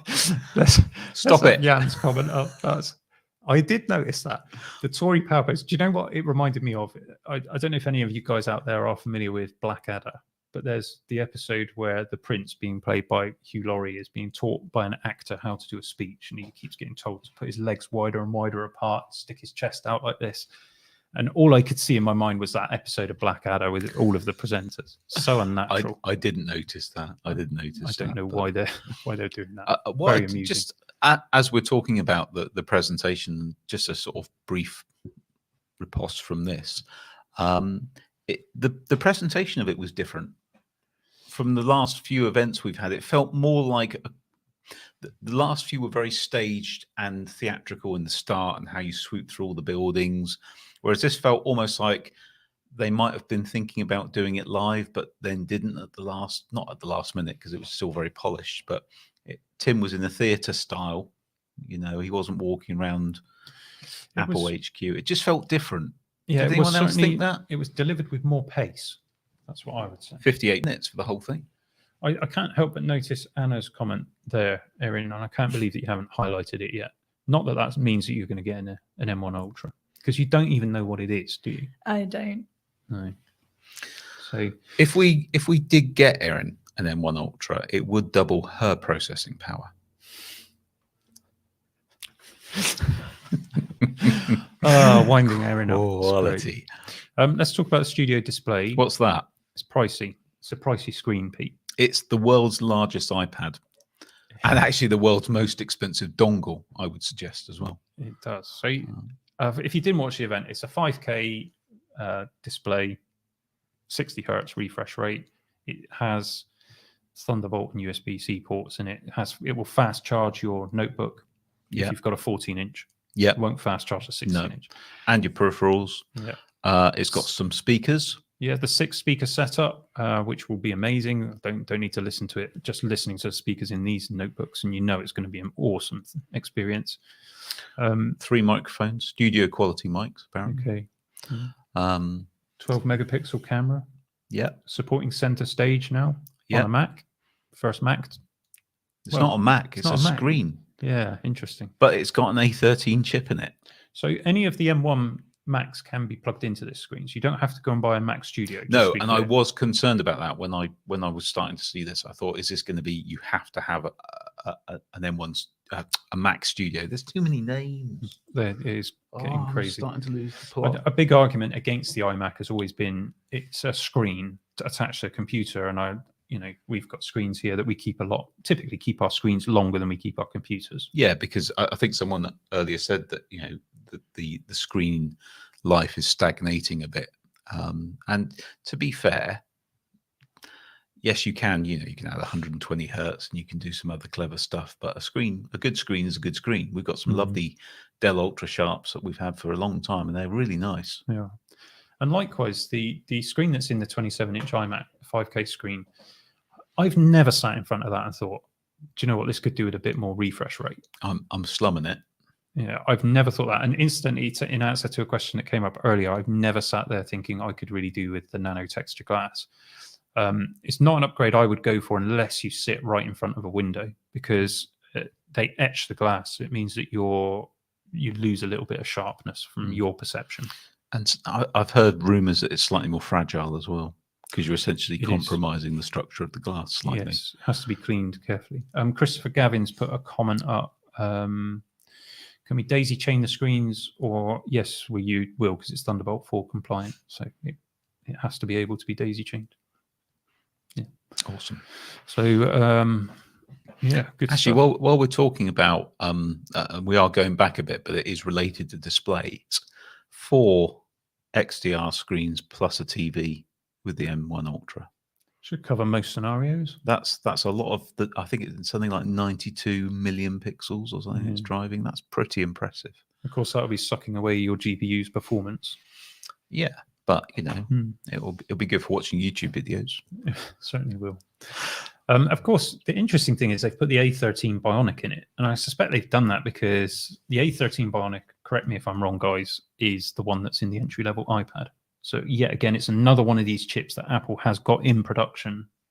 So obviously, the display is never going to tap into everything that's available on the A13 Bionic. But why would Apple go to the expense of making a custom chip for that display and putting it into fab? Well, they wouldn't. So they're just using the A13 Bionic, which probably gives us a clue about why the M1's gone in the iPad Air, and we probably should lower our expectations for WWDC. Sorry about that, Anna.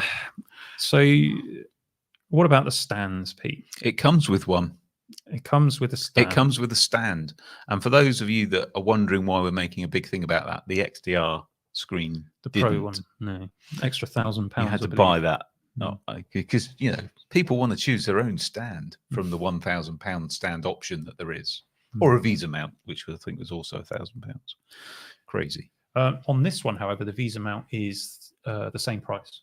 Yes. So you can either have just a tilting stand, or you can have the Visa mount for the price, which in the UK is £1,500. And the nano texture display here in the UK will cost you an extra $250 if you want that. And this height adjustable stand, can you see a problem with it, Pete? And if you look at the image of this, maybe you can see what I'm. My Dell Ultra Sharp display has this lovely counterweight system built into the stand, so I can raise it to any height whatsoever without a problem. Right. What's going to happen with that stand, unless they've redesigned it, because it certainly happened with the Pro XDR, is that as you raise it up, you're moving the screen forwards and backwards. So as you come up to that middle point, the screen will be closer to you than if you have it lower down or higher up. Oh, I see. So if you've got your desk set up in a certain way, and you change the height, you're also changing the distance between you and the screen. That's mechanics. It is. It's not a very elegant solution for £400 or $400 or whatever it is. Yeah, maybe not. But you could just readjust your desk. You could. Right, look, I promised to do some calcs with you guys, and I'm going to show you now how the Mac Studio setup is a really good value computer. I'm really interested to hear this. So are you ready for a masterclass in how we have done this in before. how Dave is going to justify getting one of these to test? We have done this before. Right, let's choose a sensible specification. All right, okay. Do you want me to add this up? No, as I've already done it in the notes. Right? All right. But if you choose a sensible specification, well, for me, if you're going to go for the Mac Studio, if I was going to go for it, then I'll splurge out and go for the M1 Ultra, because you just would, wouldn't you? Of course you would. I'm not going to do that. I promise, Pete. The company credit card is safe. I'd go for that top chip option. And if you're going to do that, there's no point in going with a piffling 64 gigabytes of RAM, is there? You might as well. Why slum it? Why slum it? Put 128 gigs in that bad boy. Yeah. When it comes to SSD, though, let's rein in a little bit. Oh, so you're not going for the stuffed crust? No. I think 2 terabyte SSD is the sweet spot. You got the performance and the longevity, enough space for your working files, without having to take out multiple mortgages to pay Apple. Yeah, fair enough. So if we go with that specification, we've got ourselves a nice little computer. Of course, we're going to need a display. So let's what display are you going to go for? let's throw in a 27-inch Mac Studio display. Why All not? right. But we're not going to go crazy. We're not going to have any of the extra options. We'll Just go for the standard one. we'll just keep it at that low £1,500 budget. Isn't it $1,599? Isn't it 1,600? It might be in dollars. Oh, okay. I'm talking in pounds. All right. Okay. We're going to go with a Magic Keyboard with a number pad, because we're professionals. We need a number pad, and we're going to have Touch ID. Those are £200, and a Magic Mouse, which still has its charging port on the base of the mouse. Even Erin thought that was funny. Even Erin, who has the engineering prowess of a dead mouse, thought that was funny. So that's another £300. Right, that little package there is going to bring you to £7,996, and I think we can just call that £8,000. I'll give you that. Right, and now people watching are going, "That's crazy. That's a ludicrous amount of money." So, but I can feel my wallet getting damp because my company credit card is sweating. look, you're looking at it from a consumer perspective. And these machines are not made for consumers. Apple is very clear about that. What benefit is a consumer going to get from one of these machines? It doesn't make sense. So the target market is professional users. And the great thing about that is if you're a professional user and you've got a business and you're registered for tax and all the rest of it. So in the UK, we have value added tax. So out of that £8,000, 20% of it goes straight to Her Majesty's government. So you can reclaim that. So We that's can reclaim that. £1,600 that you can reclaim. Yeah, so that brings us down to sort of 6,663, which is still quite high. But because we're a business, you can offset the cost of the machine over a period of time against your accounts. Okay. So that's essentially saving you the corporation tax on that amount of money. Okay. So that brings us back down even more. We're down to about £5,400 now. A piffling amount for you, I Pete. was going to say paltry. Sort of thing you'd carry around as pocket change. And Okay. there's no PC workstation. There just isn't offering that level of performance at that kind of price, especially not one with a 27-inch 5K display of the quality that the Mac Studio display is. So now just go back to that whole energy savings thing we were talking about earlier. Yep. £2,150 over 5 years Yep. at our current rates. And of course, Yep. we know that rates are subject to change. But for the sake of argument, let's just take that off as well. We're down to £3,247 for your total cost of ownership as a business. That's £649 a year or £54 a month.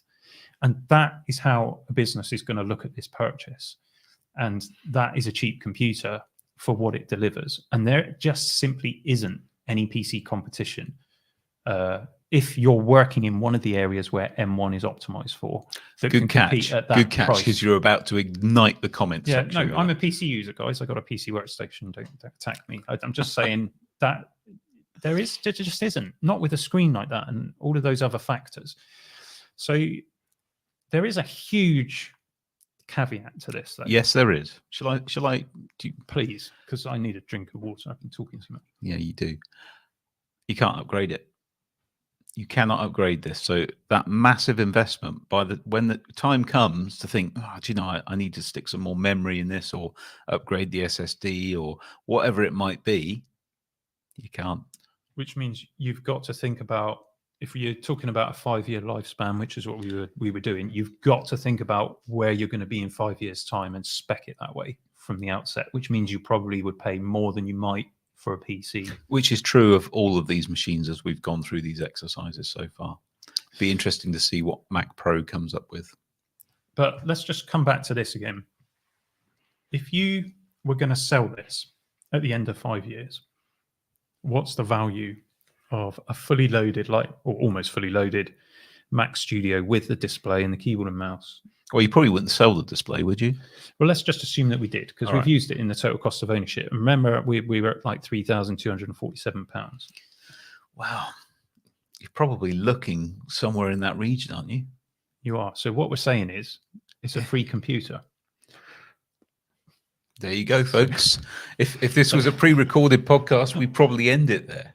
So if I really did want one, that's the argument I would have put to Pete. Now, obviously, we're taking some gross liberties with all of that, because you've got to have the cash flow and everything else up front. But it does just kind of help you to, of course, Apple have been doing these kind of sums, aren't they? They got the bean counters there. They know how business works. And for a lot of the companies that are going to buy these things, they're not going to sweat these amounts of money. That kilowatt hour thing, I think, was a deliberate. Absolutely. They knew you would be listening. Yeah. And they knew, give them a few days and we're going, It is a valid point, though, that I just sold my Razer laptop. Yeah. And I got, what did I get for it? About £700, I think I got. Well, that a year ago was retailing at just shy of £2,000. Yeah. And it had 3 months use and it's on a great machine. It was a great machine. It had 3 months But use it's a on it. Windows machine. And you know, It this doesn't hold its is value. just a stark reality. This isn't us saying, oh, Apple is better than Windows. It's just that is the reality. And that is something you factor in when you're buying an Apple machine. We certainly do, because the resale value is high. I did see a comment come up earlier from Jan, who was talking about components failing And I have to say, the rate of failure on the touch bar MacBooks, we've certainly experienced that, haven't we? Yeah.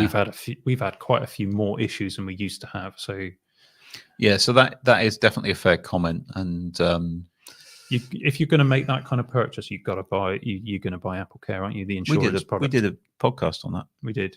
Worth looking at. If you haven't subscribed to the podcast yet, and you're watching this, and you're not a subscriber, what are you playing at?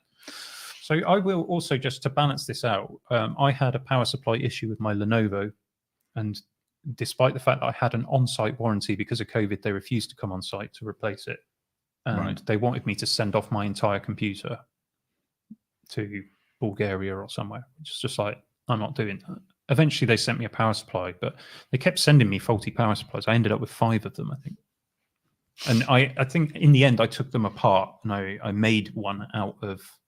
I made a quiet one out of it. So Like the A-Team or MacGyver.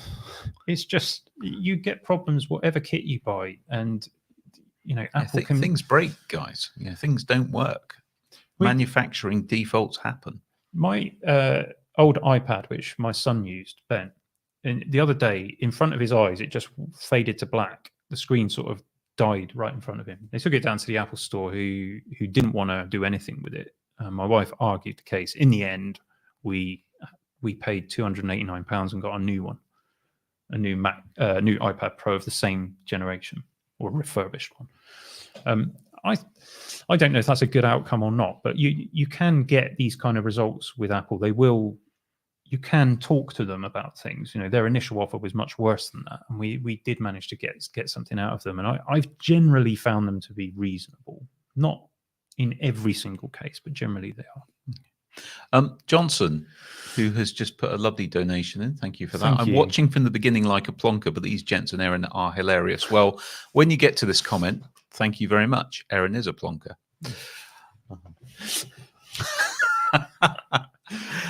Someone did like my mouse comment earlier about the engineering prowess of a dead mouse. I think that's harsh on the mouse. It's probably unfair. A mouse probably could engineer its way out of something even when it was dead. We got this beautiful studio here, and we had plans to have an editing station in the corner, which we did. And then the day when we were sort of moving all the stuff in, Erin's like, "Is that my desk? Is that where does my desk go?" So we've ended up with Erin in the studio. Yeah, which nobody really wants. No one wants, because I have improved the studio by 99% just by sitting in the corner. Yeah, I don't agree with that. So Erin sits just over there, and then mine and Pete's office is right here. So she is within throwing distance. I could throw stuff at her. Stabbing distance. Really good comment there from Jan. I think Apple's marketing often works against them. They give the image of things working more flawlessly, so when something fails, people get more upset. That is a fair comment, I think.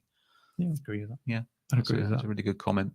And I just want to say as well, these things are amazing. The M1 computers are amazing, but they're not flawless.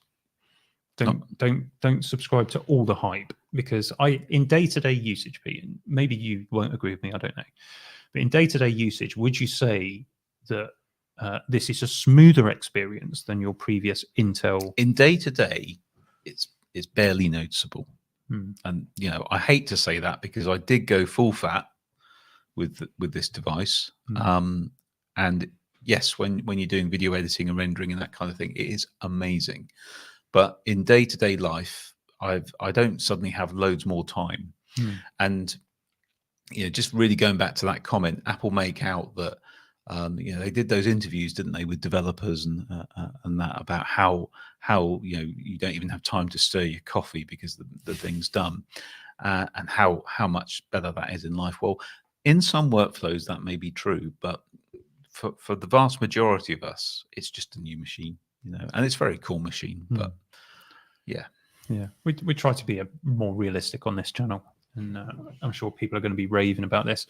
Of course, a big question I should imagine that's on some people's minds is, which one are we getting to test on the channel? Can I tell people that? Yeah, whichever one Dave eventually convinces me to let him have. I don't want one. No, we're not going to get one. No, because we don't need one. No. The machines that we've tested, we tend to either have a use for ourselves or within the business that we run. But a Mac Studio just doesn't fit our needs at the moment. Not at the moment. It's such a big purchase, and it is focused on professional users. When there is, I know, professional users in the audience this evening, but a lot of the people who are watching the channel are consumers, and it's a curio, and I'm sure people will be very interested in seeing how it performs. But there'll be loads of that content, because I don't know if you noticed this, Pete, but the top spec models are, the delivery date's been pushed way back. Yeah, exactly. And I suspect that sometime just after the return window closes on all of those, there'll be a whole bunch of them on the refurbished store. Most likely. Just a really good question there. The third one up from the bottom, Erin. The one from Michaeli. That's it. Yeah, that one there. It's a question we often ask ourselves. What's the role? What's the role of Erin? What is the role of Erin? What is your purpose, Erin? Here's a comment that explains what I do. Erin makes the host look good. That I don't think. Wait, I'm no. not sure that's a compliment. No. It's not a compliment for you. Dang it. And point kind of proved, really. I suspect it wasn't intended in that way, because I'm sure it wasn't. Erin is an old friend who's not old. I'm just looking through some, because we've done a lot of talking today, and we normally take a lot more comments. The Yeah, starting please. price of I guess that's meant to be a 20. Yeah, so one below, Erin, 27-inch iMac must mean that there will be a new one at some point. So I think what you're saying, Christopher, is there's this pricing gap possibly at the moment. I tend to agree with you. I think we will see a 27-inch. Let's hope so. Jan, another comment. Thank you for your lovely donations today. The saddest part of going PC, we have been spotting your pro PC comments through the podcast this evening. I don't know why you're saying that. I have put PC content on the channel. It just doesn't get much attention. Well, you've now doubled your visitors if Jan's got a PC. I really like PCs, and we do include PCs in stuff we do. I've got some PCs at home as well. Yeah, you have, and we're trying to. This is the whole point of buying the Samsung tablet as well, so I can test Android, because we like to know the scope of everything out there. I'm interested in all the tech, and at various different times we've run on PC and run on Mac. Yeah, this isn't constant Applery. No, so for don't. It's just, as we've talked about before, sometimes the YouTube algorithm rewards you for talking about certain things, and while we're not ever going to do clickbait and all that kind of stuff, people do want to hear about Apple tech, so we talk about Apple tech, but that's not because we're Apple fanboys or we only want to talk about that, And something that I'm excited about in the PC realm is to see who comes up with a competing chip for M1. And bear in mind, Qualcomm bought Nuvia, and Nuvia was a bunch of ex-Apple engineers who worked on M1 or the predecessor to M1. And lots of people immediately jump forward and go, oh no, Qualcomm aren't going to do anything useful, and look at their latest Snapdragon chip and the debacle with Samsung throttling their... But you're missing, if that's what you're thinking, you're missing a key point, and that is that the latest Snapdragon chip is a progression with the existing team. And what we're talking about here is something new that's in development. I'm pretty sure Qualcomm said we'll see it next year. So they're certainly going to bring something out. They're going to have a difficult time of it, because Apple has that advantage of having the software as well. But I think something exciting is going to come to the PC world, because it has to. And we will certainly be covering that on the channel when it does. Definitely. Yeah. Lovely comment from Tom. Thank you for that. Thank you you. like your M1 Pro 16 base, but screen ghosting. I used to get that from girls. Support for promotion and shadows. For Promotion. Sorry, support for promotion. Yeah, Not the best brand name they ever came up with, was it? And you've got some shadows on yours, haven't you? I've got some shadows on mine. It's not as doesn't really pronounced bother as, me as on as the on the M1 iPad. iPad, that's for sure. But there certainly is a small shadow around the edge, although it's not as visible. Ghosting and stuff is, or blooming is the kind of issue I've had. I don't think I've seen ghosting. Blooming screens. But Martin says, I'm not using a CG mug. No, I'm not. I'm using a periodic table mug, because in the move, I haven't found my CG no, I don't know where to go. mugs yet. So as soon as I do, I'll be using that again. My pink one has gone, and I don't know where it is. Michaeli says, try to open a Mac Studio in the future video.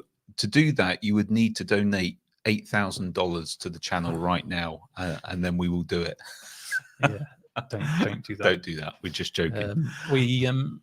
Yeah, I don't know. We will have. I'm sure we will get a machine like that at some point. Whether it will be too late to put it on the YouTube channel. I'm more interested in the M2 MacBook Airs and things like that next year, and I think we'll certainly get some of those in. Yeah, definitely. Everything tastes better in a CG mug. You're quite right, Daisy. It's also better for smacking it around the head with. Jan, thank you. Yeah, thanks again. You're bankrolling us today. Yeah. My prediction is that IKEA will surprise the world, come out of the blue and yellow, and bring out an M1 Ultra killer called Rask. Simply required. Very good. Very good. That'd be good. Well, any more comments that we would like to feature? Any questions? Final questions for us? What is the time? We're sort of 20 to 8 here in the UK. It's past Erin's bedtime, apparently. Yeah, she needs she really needs her beauty sleep. So I'll give you a chance to put a few comments up. I'll just tell you a few things that are coming on the channel. What's happened to the crocheted giraffes? They're at home. They're safe and well. Don't worry. We've got a lot of stuff to review on the channel, so all of that's going to be coming over the next couple of months. We've been sent so many different interesting things that we'll be featuring. Erin will be doing some of them. Erin is dead keen on doing something retro as well. So we've got a little plan. We've got a little plan. Okay. I've got a few ideas. Yeah. Have you seen those videos where they show like youngsters things like a rotary telephone and a floppy disk? All that's going to do is make us feel old and give her even more ammunition. No, all it's going to do is make her look even stupider. Anna asks, how's Erin's deepfake research going? Well, I think she's fairly realistic this evening, although you'll find the AI made a few mistakes along the way. Generally quite good at switching the camera around, though. Thank you. Yeah, well done. Well done. No one's been muted yet. Thank you. Have we ever looked into high impedance headphones? Tom Herbert is asking us. Do you know what? I nearly bought a set to feature on the channel because we were doing a headphone review anyway, which Erin did in the end. Will be coming up this week. I may yet do that. May yet get myself a nice set of headphones and try them out. Okay. So if I do, then I'll make a little video about it. But if I don't, then I won't. Do you think the current Mac Pro will get an upgrade option for M chips? I guess it's a new motherboard would be needed, but still possible. Interesting question. No, I don't think so. It doesn't fit with Apple's business model, which is probably the main reason. I can understand why, as a Mac Pro owner, you may want that, but I just can't see it happening. It would make more sense just to sell the Mac Pro and buy the next one, I think. What's Stuart saying? Watching on an M1 Max with 64 gigs. Oh, I think you do need 64 gigs to watch Constant Geekery on an M1 Max. Yeah. Best Mac ever owned. Been using them since '93. Almost switched to PC. Yeah, I think Apple maybe just got in the nick of time with all of this stuff, because there was a hints of migrating professionals to the PC world due to the dearth of suitable equipment. Interesting. Look forward to seeing benchmarks using Resolve on M1 Ultra. Yeah, that's going to be impressive. Definitely. I don't think my workstation will win that time. Sunday Racer, I do think you're kind of obsessed with giraffes and North Korea. So I'm glad that the knock on the door wasn't anything ominous. Razzie, no, it's Raffi. Raffi is the giraffe.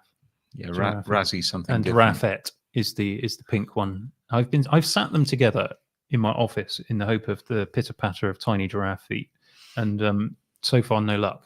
But maybe you should speak to Mrs. Constant Geekery about that. I might need to. Great suggestion, Michaeli. Erin forced to use floppy drives for a week. Do you even know what a floppy disk is, Erin? I do not know what. What we should do is get her to film 10 seconds of 4K footage on an iPhone and then transfer it using floppy disks. just to illustrate I think she should have to. We should get an old machine. She should have to install Windows 3.1 from floppy disk, because I used to have to do that. And if I had to sit through it, then I think Erin should too. What is she going to install it to, though? Well, that's why we'd have to get a retro machine for her to put it on. Yeah, you wanted to do retro, didn't you? You know those like old Macs that they first came out with, and they look kind of jelly and they're like in bright colours, like orange and stuff. They weren't Do you made remember out those? of jelly. No, but they look like they were made out of jelly. Okay, You just know being those clear ones? on that, Yeah, because I yeah, know yeah. how your brain Yeah, yeah, works. You But I said want one of those. you said old Mac, Erin, Yeah. and in my head I see a beige computer with an inbuilt screen, but you see the Johnny Ives coloured iMac G3 Yeah. with the see-through plastic. Yes. Oh, yes, yeah, that one. old. We I are feel old. so old. We are old. I had one of those. I had a blue one. It was a G3 400 with the slot loading drive. It was rubbish. And I'll tell you why it was rubbish, because it was at the time when Apple had bought Next, the OS, and they were turning that into OS X. So the thing had OS 9 on it and OS X or OS 10, however you prefer. Except OS 10 was rubbish because it just wasn't developed enough yet, and OS 9 was also rubbish. So pretty much everything was rubbish. It was rubbish, but it looked nice. It looked nice. It did look nice. We used to have one hanging about. We've only got that one now. We do have my old G4 Power Mac in the corner. Yeah, which will Which feature in a At new some set. point, I am going to get that out and get it going again. Hello, Evan. You're late to the party. Thanks for the donation. Which SKUs are we getting? We're not, unfortunately. Sorry about that. We have no need for them within the business or within anything. So unless Unless Apple wants to send us some. yeah, for if you review. want to do that to go with my Apple glasses, my AR I glasses. can't believe those are featured twice. You should just wear those all the time, Pete. I do. Yeah, I do feel like Bono in it. But, I don't really have. I would like. Get my words out. I have a curiosity in seeing how these things perform, but knowing how well the 14-inch MacBook Pro with the M1 Max performs that I have, I'm kind of thinking it's already good enough for the workflow that I do. Getting extra performance, well, I've already got my massive workstation, so I don't really need it. That's the problem. Well, you don't need it. I think if money was no object, or if we could get rid of it afterwards without losing anything, which hypothetically you could do with the return, but we would not do that because that's immoral. I would be fascinated to pitch it against your workstation and just see how it performs. I think that would be interesting, but I can't see us doing it, I'm afraid. No, I think as well the statistics show from the viewer count as well. We did the huge video showdown test, which was so much work, and it appealed to some people, but not a lot of people. So it's not worth it for us. I could see us replacing our editing iMac here if we're picking up, we're potentially picking up a whole load of video work for a new customer, and if we do that, then maybe we'll look at it. Yeah, but otherwise, I'm sure there'll be loads of channels out there doing benchmarks, loads of YouTubers who have to hurry to get all their tests done before the return window closes. And loads of people offering comments without ever having touched one. Probably. And all sorts of insights. But once we've got data, we will certainly talk about the M1 Ultra. So don't worry about that. So, oh wow, okay. Wow, lots more comments coming in. Let's start with Jan. I think his is first. Erin's not PC in any way. Unsubscribe. Okay. Fair enough. I have to work with Erin, and I feel pretty much the same way. Evan, thank you. How has M1 Pro Max chips impacted Biz workflow? We've just rolled out M1 Pro and Max to a couple of developers. They're really happy. So doing web development on them, they're very happy. I think there's still one area where they sometimes have to switch back to x86 or use a hosted machine, but otherwise very pleased, very quiet performance. I wouldn't have said it's necessarily massively changed our workflow. No. From my perspective personally, having a notebook that I can do serious heavyweight video editing on is amazing. I quite often start my edits on my MacBook, and then I'll take it home and finish it on the PC. So which I use Resolve for that, and it's absolutely fantastic. I don't know about you, Pete. I'm going to be honest with you. Apart from when I'm really throughputting renders, I'm sad to say not a lot.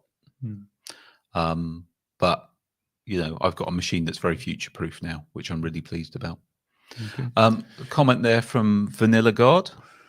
My friend said it's a joke, only 8 gig of RAM in 2022. I guess you were talking about the entry-level M1 machines, which do indeed come with 8 gig of RAM. You say that. I've got an M1 MacBook Air 8 gigabyte model, and actually it's pretty good. It can for a day-to-day computer, it's brilliant, and actually it's pretty handy at editing and rendering.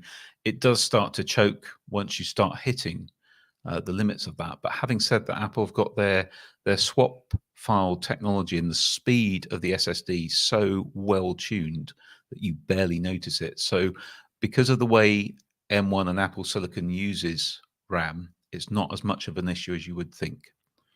So I think a good example of this as well is if you look at what the MacBook Air is intended for. It's a general purpose computer. And in our office, that's the type of computer we issue to the project managers, sales department, that kind of thing. So we've had some of those who, in this current work situation, we're doing a lot of video conferencing, and they're finding the Intel MacBook Air, which also has 8 gigs of RAM, isn't just not capable. And we're swapping them out for M1 MacBook Airs with 8 gig in a lot of cases, and it's night and day. I think you've got to shift your expectation away from the x86 mindset. You've got to think about RAM in a slightly different way. Now, I personally would recommend going with 16 gig if you can. Yeah, definitely. But there's no doubt that 8 gigs of RAM on an M1 Mac is very different to 8 gigs of RAM on a PC. So, yeah, it's a very different way of thinking about a piece, a computer's architecture, and that makes a difference. Okay, so let's take Graham Parker's comment, please, Erin.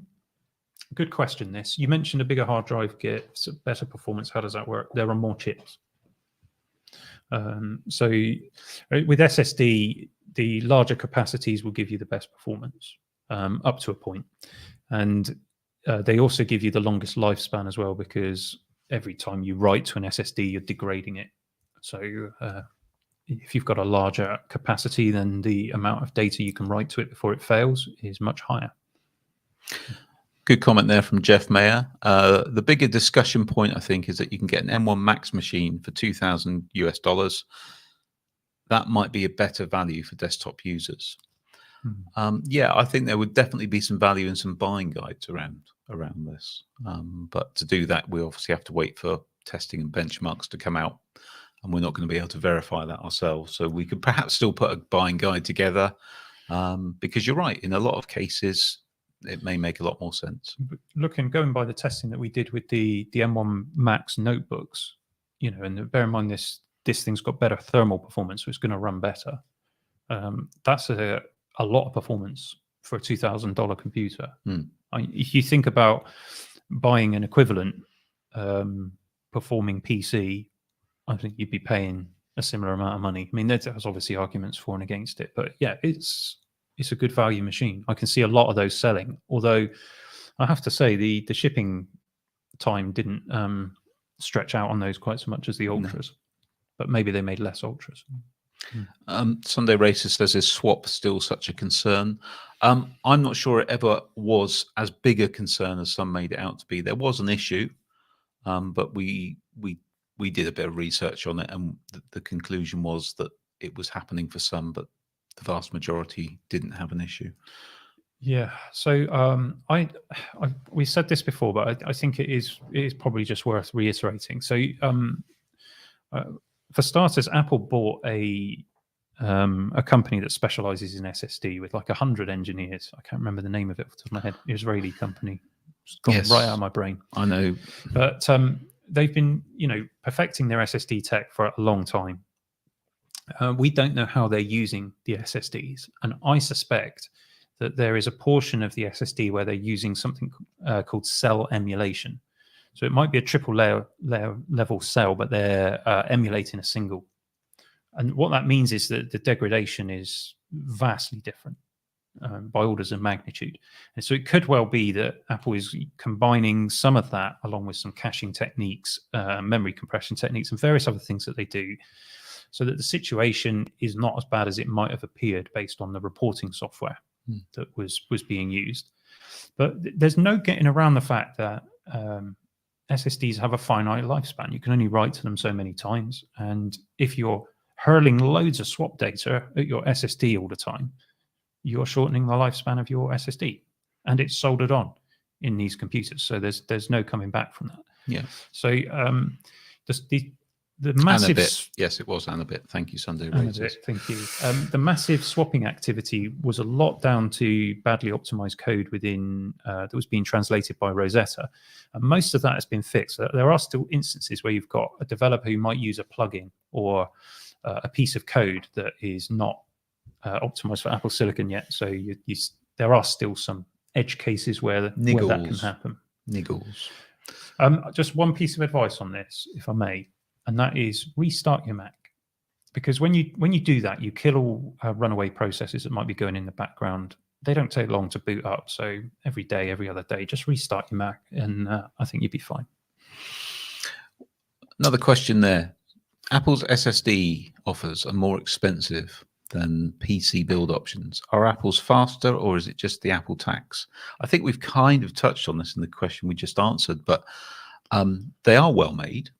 They're well engineered, but it's not just the physical device, it's the way it's employed, as is often the case with a lot of Apple stuff. It's not just the hardware in of itself, it's how it works with the software, how it's optimized, how it integrates.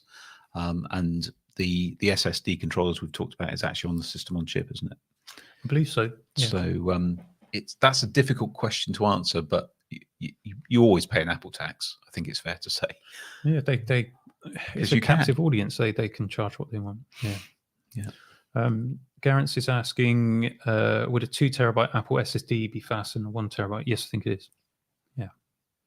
I can't remember which one they used for the 7.4 gigabytes. It's either the 2 terabyte or the 4 terabyte one, possibly the 4 terabyte one. So it's the laws of diminishing returns apply, of course. So Vija's asking, on Ultra, is it worth, scroll up a bit, Erin, sorry, lost it. There we go. Is it worth getting 4 terabyte SSD for max performance, or 1 or 2 terabytes is fine? You've got to look at this from the point of view of what you're actually doing. If you're transferring an enormous file, then you will notice that speed difference. In everyday computing, you probably wouldn't even notice if it was a quarter of the speed. You wouldn't notice a difference. Linus Tech Tips did a video way back, might be a couple of years ago now, where they got some gaming machines, and they got gamers to try and decide which one had the fastest SSD in. And I think they all chose the one that had the slowest SSD in, because the game couldn't actually take advantage of that performance. And when you're getting up to these kind of speeds, what's the difference in the time it takes to transfer a gigabyte of data? You're measuring it maybe in fractions of a second. So, a lot of all this, someone we talked about marketing earlier, a lot of this is all fluff. Don't get me wrong. We've been treated to some amazing engineering by Apple over the last couple of years of the transition, but not just Apple. AMD, Intel have been doing some amazing things as well. But when you hear about all these different things, there is a degree of marketing in it. And what it comes down to is, what are you using the machine for? As we've said all along, what are you using the machine for? And will you notice a difference in your everyday tasks? And that's where you need to make your buying and purchasing decisions, as always. Absolutely.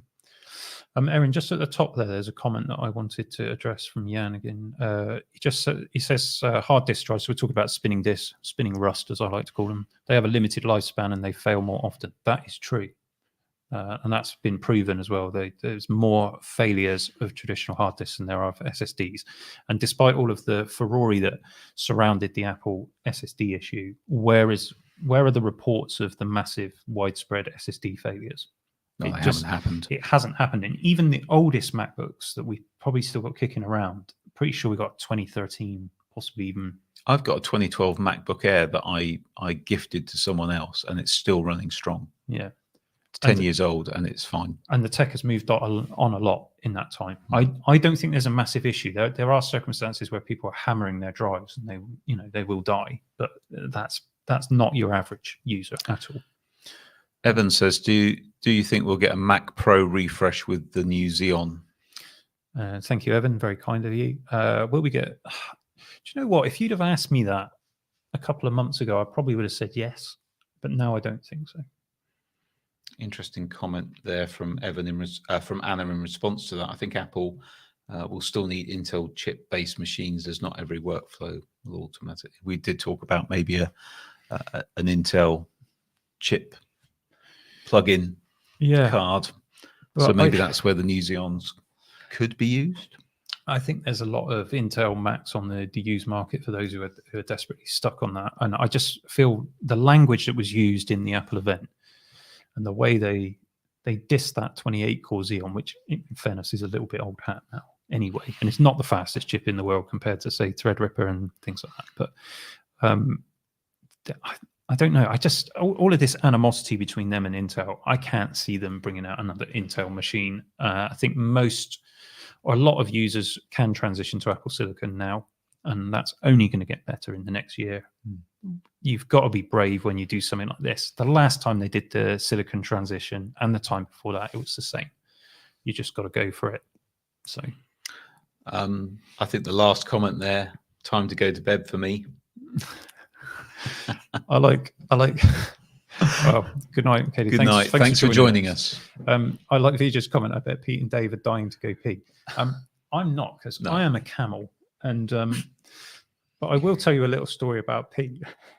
Do you remember that time we were flying up to Scotland?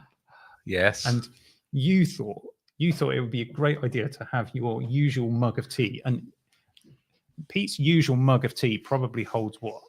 It's at least 2.5, maybe 3 pints. I'm not joking. It's that, massive. It's like a teapot. So he stuck that back mug. in the morning, but we're running late getting up to the airport and getting onto our flight. And our flight has been called by the time we're going through the airport. It was a testing situation for you, wasn't it? It was the most painful thing. Pain is the wrong word. Deep discomfort. And your discomfort brought me much joy, Pete. Thank you. That's great. Maybe we'll take just a couple more questions, and then I think we'll wrap things up, if that's okay. Interesting comment there from Vanilla God. My dad has a 27-inch 2013 iMac, and it's going strong, but he really is holding out for a replacement, and so far no good. I think a few people are perhaps feeling that way, but you got a different view? Not necessarily a different view. I mean, if you're desperate to have a 20, well, if you want Apple Silicon, there's no option yet. What interested me about this comment is that I get a lot of people telling me I'm looking to now replace my Mac, and invariably they're talking about Macs, often iMacs that are 2013, 2014 vintage. And it's just, that's really good, that people are able to use a computer for that long. I just hope that the Apple Silicon lives up to that as well. Hope so, after the waxing lyrical we've been doing for the last 2 hours.